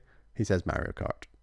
He doesn't say Mario and stop. He says Mario Kart, right? Because that's his association, and I would argue most people's association with the character Mario. So who needs 3D Mario when you've got Mario Kart? Yeah, I mean, we live in a world where the spin-off has surpassed the original, right? Yeah. Like it's the most popular game that Nintendo makes. It's the persona of its genre. Very true. Yeah, absolutely. So, yeah, good stuff. Where do you want to go next, Bally? We've got some stuff which is less exciting. Let's do less exciting first, which is I don't know, the fucking Hyrule Warriors game. Can we just stop with this nonsense? When it said like, who's the team? Koei Tecmo, yeah. It's like in collaboration with Nintendo. I was like, here we effing go. Like, for God's sake, I'm so over. It's the third Zelda Warriors game. A third one. Third. I get it. I think they do these because they sell and people do buy them. And I guess it's like prequel to Tears of the Kingdom. Very cool. Okay. It is, yeah. So narratively, it's basically following Zelda when she was in the past, which is cool because we didn't get a huge amount of that in the base game. But yeah, it feels like they're easy to just shit out these games. They might as well do another one and they'll make a bunch of money. And at least there's better hardware this time, so it won't run like absolute trash like all the other games do. I don't think they showed a ton of like fighting hordes in this. They showed some, and there was lots of enemies on screen. I noticed, and it was running relatively stably. So I do think it's going to hold up in that way. But yeah, I don't know. Like I've said many times, the only way you'll ever get me to play a Warriors game is if it's Xenoblade and if it includes like canonical lore stuff that I need to be aware of. I'm surprised that hasn't happened yet. But I am surprised. I'm shocked. I think it will eventually. Even the Fire Emblem one didn't get me. They've done 2 Fire Emblem ones as well. It's like, oh my god, guys. Is that coming launch or I think that's later in the year. Yes, I don't think it's launch. So anyway, not much to say on that. What has Sakurai been working on? What has Masahiro Sakurai, the creator of Smash Brothers, Nintendo's maybe most important franchise? Sakurai, what do you want to work on? It is our gift to you. You can work on whatever you'd like. And he said, I will have some Kirby Air Riders, please. I cannot fucking believe. Like, this is maybe the wildest announcement that has happened in a Nintendo event in, like, I don't know, the last 10 years. I cannot think of a more out-of-pocket pull. It's like an E or an F tier franchise? Maybe like a G or Q or Z, like Kirby's Air Ride, a game 20 years old on GameCube that frankly reviewed terribly. People thought this game was a piece of shit. Edge gave it a 3, apparently. Like, this game is not well thought of. It has its fans, it has its defenders, yes, of course, but critically, oh boy, this game was a bit of a bomb. And obviously Kirby is a popular character and there are loads of Kirby spin-offs and we get lots of Kirby games all the time.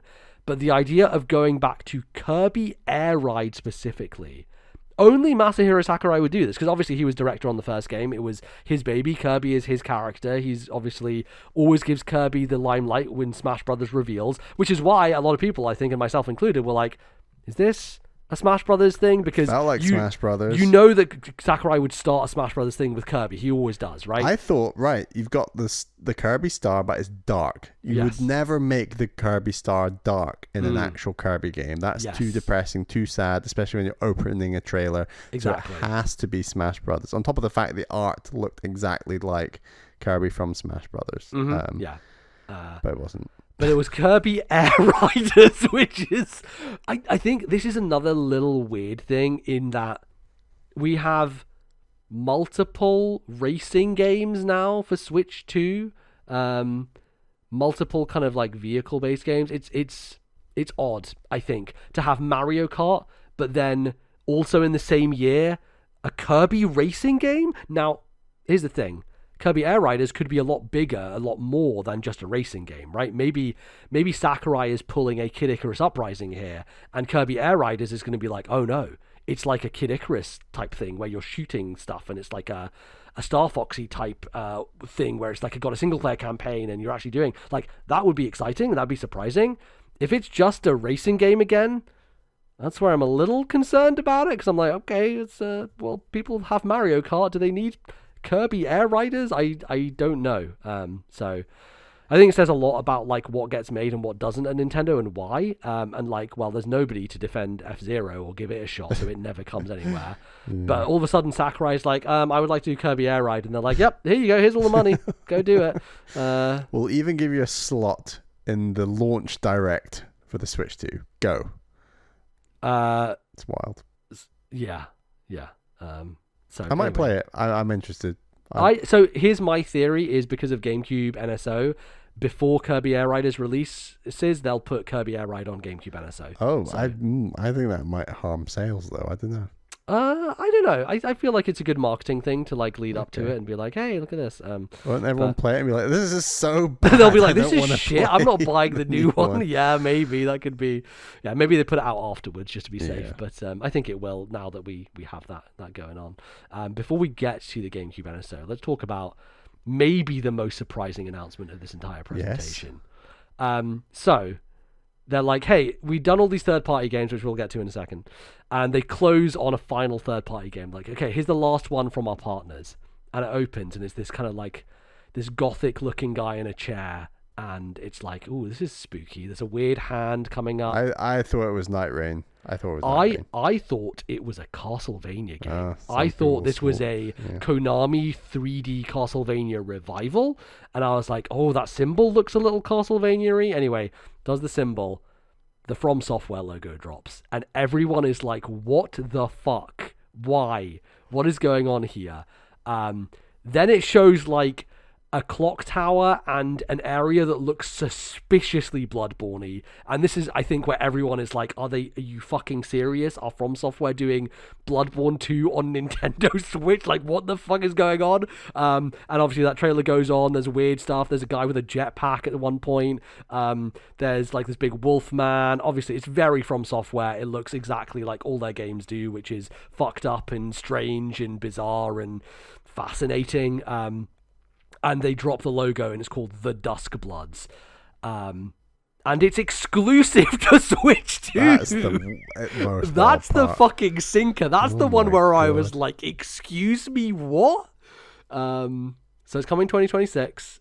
Exclusively to Switch 2. Apparently it's like a big multiplayer thing as well. Apparently, which is a little bit deflating. It's an 8-player PvPvE game, which I'm not sure how that ends up working, but maybe less exciting than what people were expecting, because a lot of people had kind of the Bloodborne vibe from it, it has blood in the name. Clearly there is a Bloodborne spiritual successor feeling to this that they are trying to get across, because they can't use that IP because Sony has ownership of it.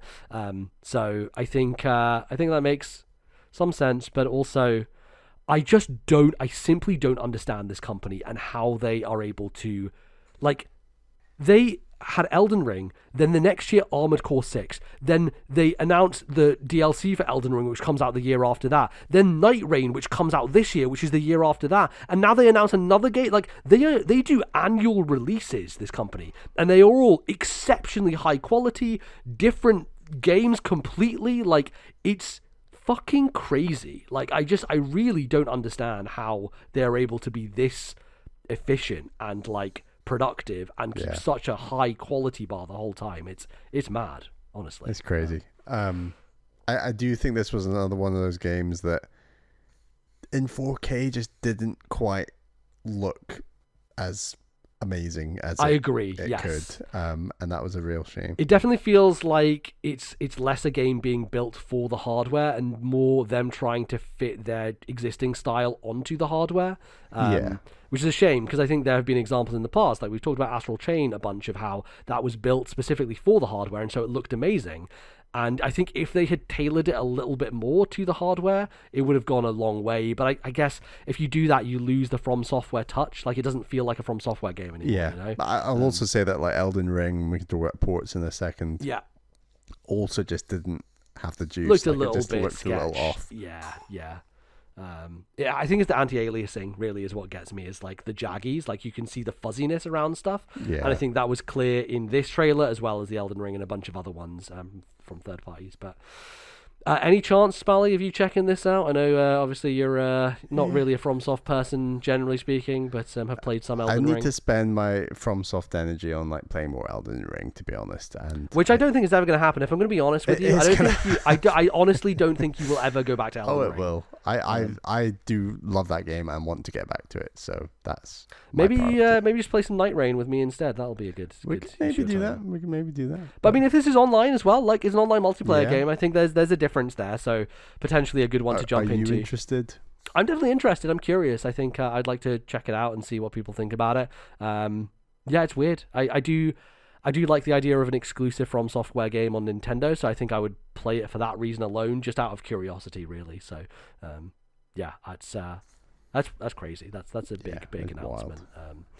Definitely like not on the bingo card whatsoever. So let's talk about GameCube games on NSO, yes. Bally. It feels like it's come full circle. Like it really 20 does. years ago was the launch of the GameCube and the first Nintendo home console that we were there for day one. Mm-hmm. And here we are, the launch of the Switch 2 20 years later. Well, kind of more than 20 years later. Yeah, much more, yeah. And here we are, here day one. It just feels... And I think what's more full circle is the 3 titles that they have chosen to launch this thing with could possibly not be more TNL. Yeah, absolutely. Do you want to run through them, Bally? So the 3 titles are F-Zero GX, Soul Calibur 2, including Link, of course, and The Legend of Zelda: The Wind Waker.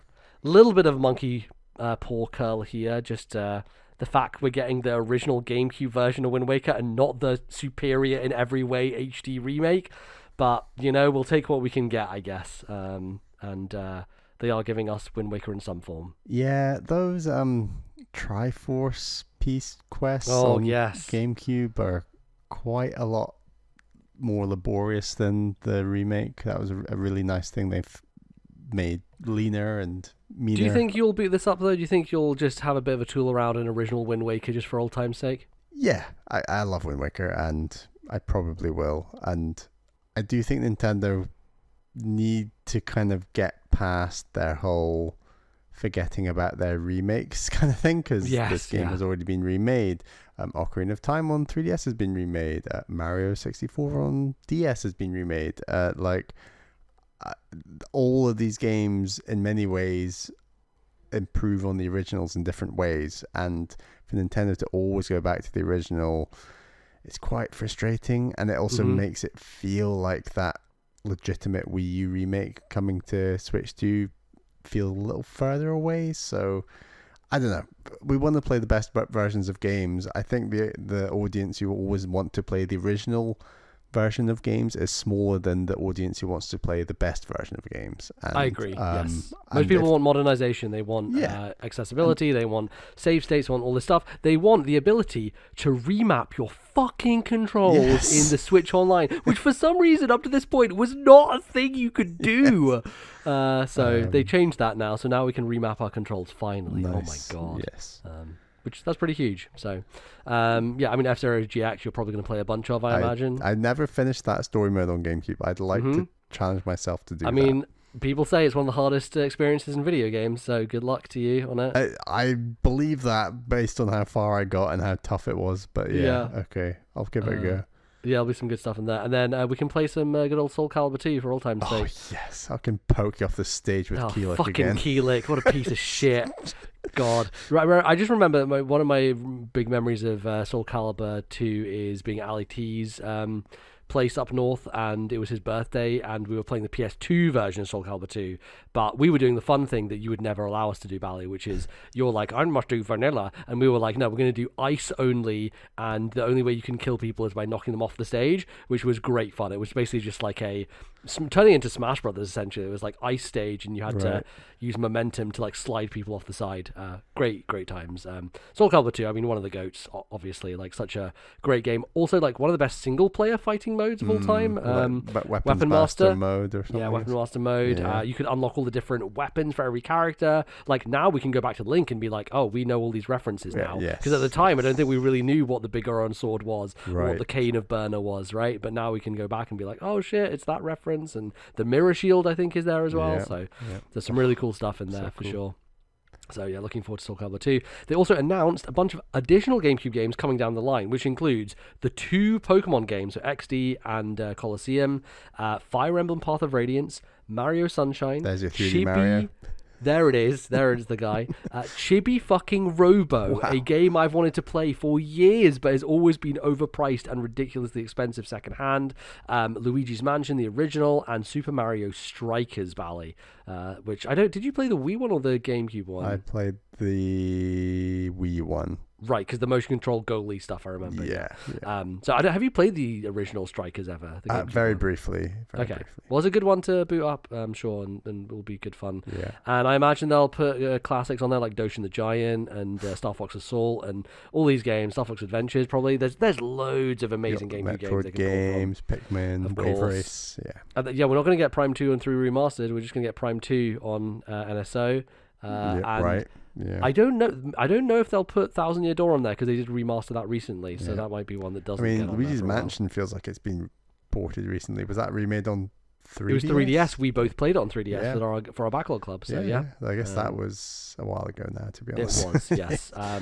Anyway, like I think GameCube has such a great library, a really strong, rich library, and I think this could be very exciting for the future to just get a bunch of games out there that otherwise would not have seen the light of day. So yeah, very, very happy that it exists.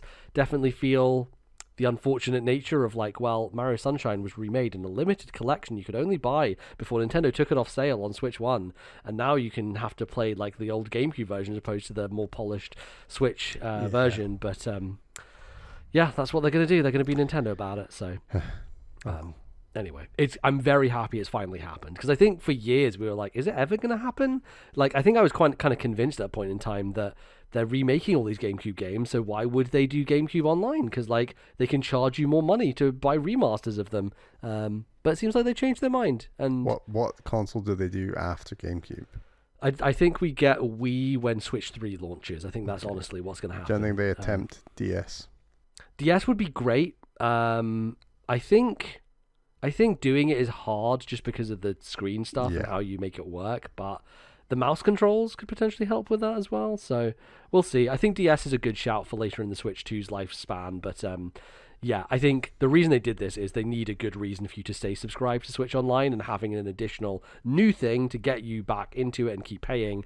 I think that's kind of what they're doing here. And I think the good news of this, Bally, the thing that we're always afraid of, you know, Nintendo, they're going to start again. Mario Brothers 1, you're going to play it for the first time. No, they're not doing that. Continuing the drip feed rather than restarting the drip feed. So they are continuing the drip feed, and they are not rebooting it and starting the drip feed again, which means we have access to everything we currently have on Switch Online, and we can still play it if we want, which is nice. So that's really good. So yeah, I think that covers most of the Nintendo first-party stuff going on with the Switch. A significant portion of this presentation, Valley, was dedicated to third-party games and ports. Now, going over the previous Switch presentation, we were like, oh, okay, there's a few things that, you know, Suda came out on stage and Patrick Soderlund for EA, and like there were a handful of third-party things there, but nothing massively significant. They showed some logos of people. So I just counted these games. 45 third-party games. 45, many of which were in montages and like quick snap things, but a lot of which had developers showing up or publishers showing up and saying, I'm from IO Interactive, we're bringing Hitman, or I'm from Square Enix, we're doing Final Fantasy VII. It was a real Avengers Assemble energy about it all. Very much so. It's like, here's CD Projekt Red with Cyberpunk, and here's From Software with Elden Ring, and Supergiant have Hades, and Capcom have Street Fighter, and like it just hit after hit. Faris showed up as well, Joseph Faris, Split Fiction. So like it was non-stop, just like, here's every major third-party game in the last few years. Now it's coming to Switch 2 because it's powerful enough and it can run these games. And yeah, I mean, there's so many to dig through here. Are there any that stand out to you in particular, Bally? A game or a type of that represents a type of game that I've never tried and would like to try genuinely is something like a Civilization 7. I think that yes. I don't intend on owning a gaming PC anytime soon. My Steam Deck is fantastic. It's not a great system to run Civilization on. If this mouse functionality is good and that game gets... If people say it's a solid port, it runs well, the mouse functionality works, the icons look the right size on the screen, I would love to try that sometime. Maybe not this year, but I would like to get to it. Yeah, I think, I've said to myself I'll try Civ, and that was about 10 years ago in a Steam sale. I bought Civ 5 and all the DLC, still haven't booted it up, so, one day I'll get there. But Civ 7 is interesting because it is on Switch 1 already, right. And I think runs competently on there, so I imagine Switch 2 version of Civ 7 would actually be quite good, so it's definitely a good one to be looking out for. We've got to talk about the elephant in the room.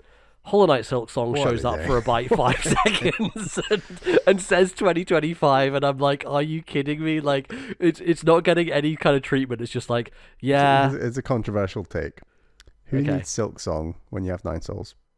Wow, okay. Savagery happening here. Yeah, we'll talk about that probably next time on the show, but we've both been playing a lot of Nine Souls, and let me tell you, it's a good fucking video game. It's a very good video so yeah, I mean, I'm very excited for Silk Song still, obviously. Yeah, me too. It's going to be great, and apparently it's coming 2025, so... maybe... I don't know, based on that 3 seconds of video game footage that might have been from 2017... Footage that definitely looks recycled to me, right? Like, that's not new footage in any way. I'm not convinced it's coming this year, I don't know. It's just like every first-party platform's like, hey guys, can you just tell us, should we just put Silk Song in there just to look cool, And I think that's probably... I hope there's a documentary someday about the development of that game, because I think stuff's gone on, but we'll see. Yeah, we kind of got like the all-star of indies in this presentation. So not only did we have Silk Song, we had Hades 2, which got confirmed for Switch 2. No date on that at all, no 1.0 suggestion, but I think Greg showing up and talking about it, to me, says it's coming 2025, likely into 1.0. Yeah. And probably later in the year, maybe September, October, but I think that's going to be a strong launch for them on console with Switch 2. And then Toby Fox was here with Deltarune. Quite a big one, yeah. Pretty big one. So Deltarune is a weird situation where it's broken into 7 chapters, and he released the first 2 chapters for free, and you could download those on Switch 1, and they're also on PC and everything else.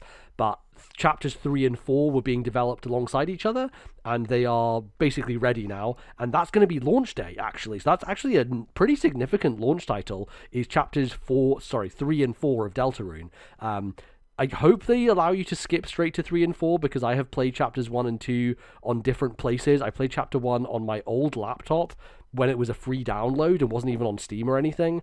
He just surprised launched it. And I played chapter 1 and 2 on Switch 1. Oh, maybe then, because I played it on Switch 1, maybe I can transfer my save to Switch 2 in that case, and then I can buy 3 and 4 on Switch 2, and my save will transfer over. What makes you think you'd have to play 1 and 2, though, again? Well, yeah, that was the thing. I was trying to remember where I played 1 and 2, but I'm pretty sure I played it on... Because I replayed chapter 1, and then I played 2 when it came out on my Switch. So I'm pretty sure that's where I have my save file now, which should mean that I can then transfer it over. But anyway, there will be multiple people who have played chapter 1 and 2 in different places and maybe want to play on Switch 2. So I hope they just let you jump into 3 if you want to. Actually, I don't know if there's anything significant that carries over in terms of player choices with this game, because it's actually kind of the antithesis to Undertale in that way. Like, it's almost not about player choice, it's about taking choice away in a weird way. So it's like thematically a bit of the antithesis. So maybe it doesn't matter if you just jump in with whatever chapter, but that's pretty significant, I think, that's happening. Another indie sequel announced was Enter the Gungeon 2, which a little underwhelming, I want to say. Like, They got that I'm new not. art style, right? I don't really like it. It's a 3D art style. It's a little ugly and a very bad kind of way to show it. Like, it felt like a rushed together thing at the last minute just so they can get in the presentation. A little bit of a not great one there for those guys. But yeah, I think that's kind of like another of the bigger indies announced here. But there weren't that many of them. Definitely, Nintendo are limiting the platform to some select partners here. And yeah, they'll be kind of, I guess, giving it more widely to people now that a lot of this information is out there. But yeah, just a few significant people being involved. Yeah. Any others you want to pull out from here, Bally? I think there's obviously like Cyberpunk, Elden Ring, to name but like a couple of big ones. I mean, a big one this year is Borderlands 4, and that seems like it's day and date with Switch 2, which is quite significant. A big AAA game coming out on the same day as every other platform. Tony Hawk's Pro Skater 3 and 4 is also one of those situations. I think, we talked about Split Fiction earlier, but probably the worst looking one of the bunch here in terms of visual fidelity. It's going to be a launch title for Switch 2, and I'm sure it'll do quite well, but probably not the place you want to play it. Yeah, there's just lots. There's just so many things here. They did confirm that the Project 007 from IO Interactive, so the Hitman developers, they are also working on a James Bond game, and they confirmed that James Bond game is coming to Switch 2 as well, which is quite big. Them announcing things with zero footage whatsoever. That was one, but the other one was like all the EA Sports stuff. They just said, we're EA Sports, and we've got games coming to Nintendo. We're going to do Switch FIFA 2. and Madden. Can you believe it? Honestly, not quite, because they generally didn't support much Switch stuff at all. So there was 0 Madden games on Switch, I believe. So this is a first for them. I did get a little bit tricked because I did for a second think that Daemon X Machina was a Monolith Soft game. The faces is what it does. Yeah, they've got that art style. They have a similar visual style to Monolith Soft's like characters, and so I looked at those faces and I was like, oh, it looks like Xenoblade X characters. But no, it was a sequel to Daemon X Machina, a game that I think didn't do that well, so I'm surprised that it's getting a sequel, but I guess, might as well throw that in there for, I think it's 5th of September, so actually not launch, it's a little bit further out. Nice to see Yakuza representation. Feel like every Yakuza game is going to come to Switch 2 at some point, but they're starting with Yakuza 0, which is a great place to jump on, and for you especially, Bally, Yakuza 0 is a good starting point, so I think having it there is really nice. Cool. Puyo Puyo Tetris is back. It's back, yeah. I mean, that was also a previous launch title. And interestingly, they almost ran through most of the games they showed last week as well. So they were like Witchbrook and Marvel Cosmic Invasion, Raidu Remastered, the Somnium Files spin-off, like all of those were like, yep, we're just confirming these are Switch 2 as well. And we also got Professor Layton reconfirmed as well, so New World of Steam, Professor Layton, the brand new game is coming. And the one that surprised me as well, Star Wars Outlaws from Ubisoft, which is again a big boy game that has a lot of juice to it. Only Ubisoft game? They're normally like such a shoe-in, right? You know what? That might be the biggest surprise of this, because I was predicting Ubisoft to come out swinging. I thought they would be big. Like, the idea that the exclusive third-party game isn't a Ubisoft game, but is a From Software game, is maybe the biggest coup of this entire thing. Because Ubisoft have such a history of not only supporting Nintendo systems off the gate, but having exclusive games for Nintendo systems, So that is a surprise. And maybe there's more to come on that. Maybe they will announce something, and it'll come in the summer or something. But yeah, you're very right. I didn't even think about that, but the lack of Ubisoft representation here is somewhat surprising and shocking.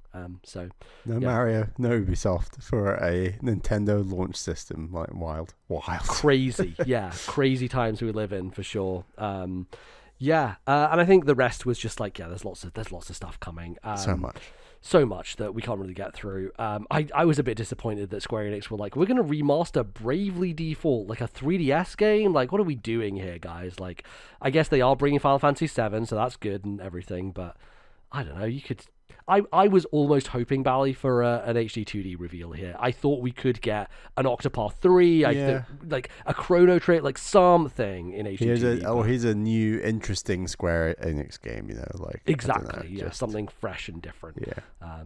But, we are not going to lack for things to play on day one. Definitely not. So, like, of these games, it looks like Split Fiction, Hogwarts Legacy, Hitman, Bravely Default, Yakuza, Deltarune, Cyberpunk, Konitsugami, Puyo Puyo Tetris, Rune Factory, Fast Fusion. Yes, we should talk about that actually. And Ridge Racer. So Fortnite as well, obviously, because Fortnite's on everything. But those are all launch day games, which is quite significant.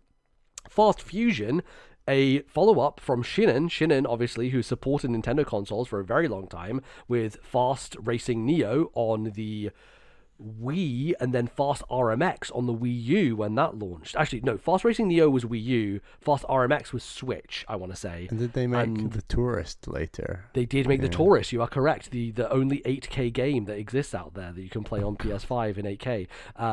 So, yeah, they did The Tourist, which I wasn't a big fan of The Tourist. I played a bit of it on Game Pass, and it kind of bounced off of it. But Fast Fusion, we're getting F-Zero on GameCube, but if you want a more original racer, then this looks like a sequel to that, so that's actually pretty cool. Played the original on Wii U, and it was great. It was really a great game. It was one of the best looking games on Wii U. It was really good fun. It was a cool launch title to have, so I'm glad those guys are getting a bit of treatment here, which is nice. Nintendo haven't forgotten about them at the very least, which is good. They got some dev kits, so overall, I mean, it's going to be, I think, a pretty strong launch, despite the fact that it's less kind of blowouty in terms of big first party stuff. Like, we're going to have Mario Kart Day 1, we're going to have the Welcome Tour Day 1, and we'll have GameCube games, and we'll have all those third party things I talked about, and then 1 month later we get Donkey Kong.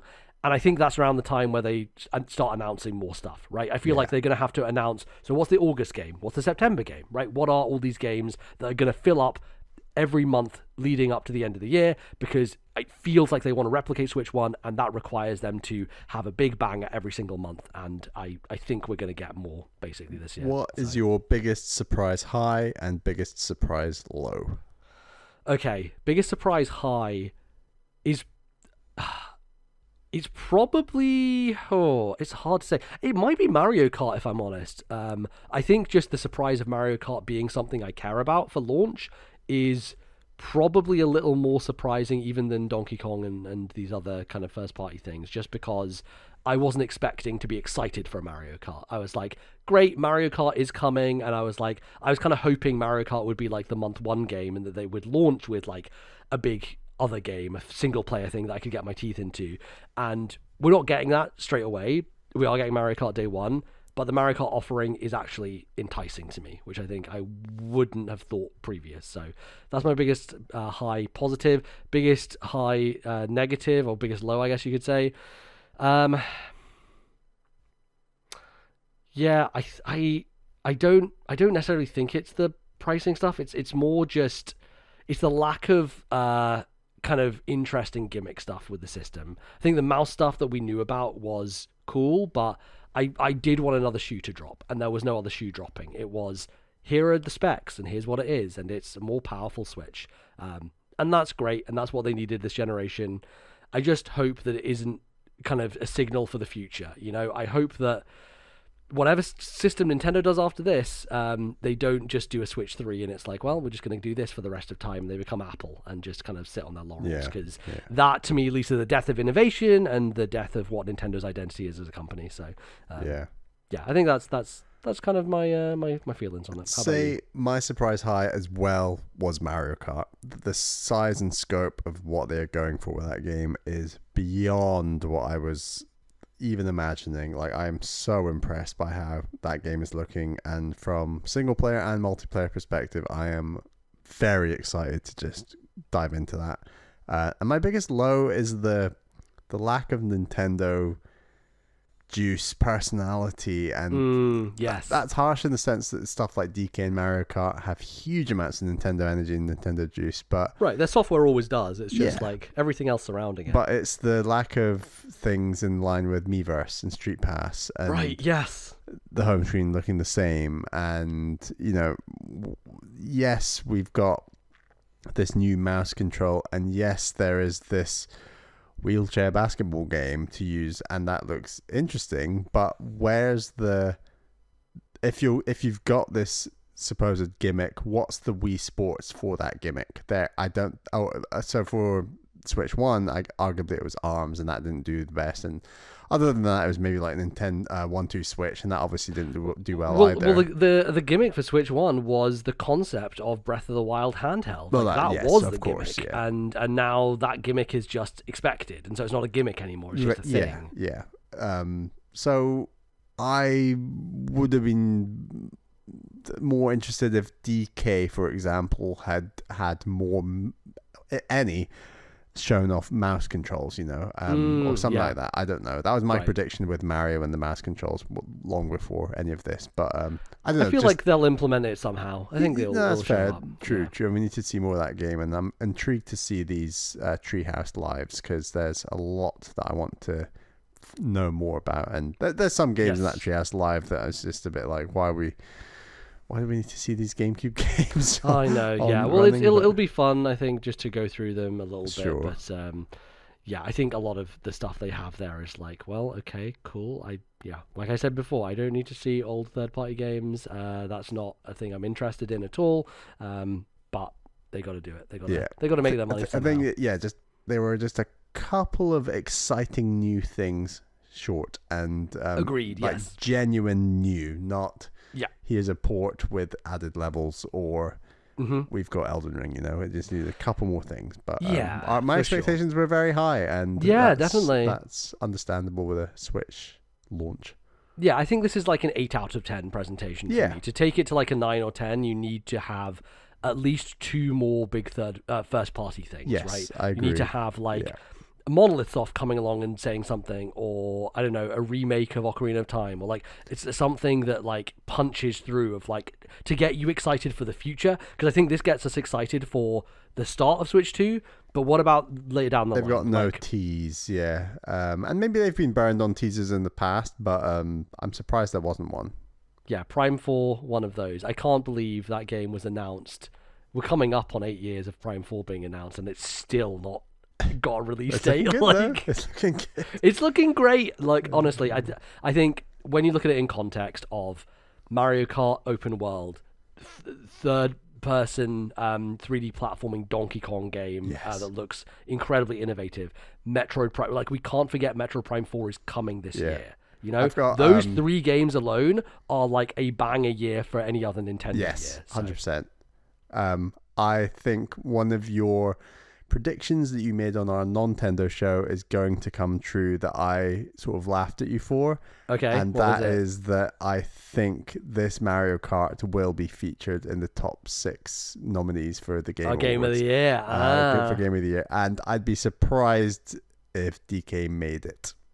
Interesting. I think all 3 of these games can make it for the TGA. now that I think about the year and what's coming out, has there been any like Game of the Year contenders? So I guess Split Fiction is the main one. In and around the discussion. I don't think Monster Hunter Wilds has made the splash that it needed really to do it. Probably not. No. Yeah, so I don't know. So I think the TGA this year is going to be pretty Nintendo filled. I want to say it's going to be quite high representation, and obviously GTA 6 if that comes out, but. Who knows if that's going to come out? Maybe they're waiting to be like, "Oh, it's coming to Switch 2 as well." I think Rockstar are just enjoying the will they won't they discussion that seems to just keep going for the rest of this year on will it come this year or not. Anyway, any final thoughts, Bally, before we wrap this thing up? I'm excited. I'm very happy. There's some amazing games. Those 3 games that you just said are my most hyped games for the rest of this year. Yeah. And there's also a Pokemon Legends game coming as well, right? Like, that's pretty cool. So I mean, I doubt I'll get around to it this year, but I would like to get back into Pokemon at some point, and that could be the game. Be nice if they did an upgrade for Legends Arceus, because I do think that would be one that's better for you to play, because I think it speaks to your sensibilities a bit more. Similar to me, it's like the more open exploration of like a landscape as opposed to the city stuff. I see what you mean. Yeah. That's cool. Yeah, for sure. Good stuff. I think this is definitely a step up from the Switch 1 presentation. But like you said, I think there's still some things to be desired. And I do feel like they are going to go heavy on big announcements this year. I think that they're going to have lots of presentations. Mario Kart Direct being the first in a line of probably a lot of like focused presentations on individual games, as well as... But you're convinced 3D Mario Holiday 2026. I think that makes some sense to me. Okay. But I think this year there's still the opportunity for them to announce and release a Splatoon game, for them to announce and release a Fire Emblem remake, for them to announce and release a Monolith Soft something, right? I definitely think there are bullets in the chamber ready to be fired. We're only in April. They've Exactly. got a lot of months We've got to fill. a lot of time, and they don't want to tell us everything now, which is very understandable because they want to keep the excitement and they want to announce stuff closer to the time, which makes a lot of sense. So that's my hope. Launch is looking good. That's what they were here to do. Yeah. I will put in my pre-order. That's what they wanted. Yeah. And I will, I'll have my pre-order waiting for me to peruse it and decide, do I want the Pro Controller? I can take my time, Bally. Just decide. I'm just gonna I've said to Carol, I've warned her, I'm like, you're gonna go on at this time at the same time as me, and we're both going to try and get in and get it and get one. But yeah, absolutely. I think that'll be very important. The PS5, it was smooth sailing, so fingers crossed. We live in a different world now, but who knows? You're We'll right. see. Oh my god. We'll see.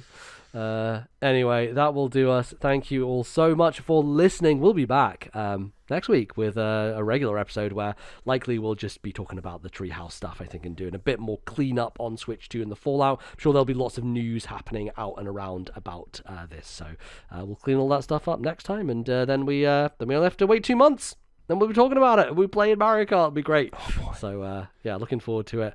Until then, thank you so much for listening, and we'll see you soon. Bye-bye.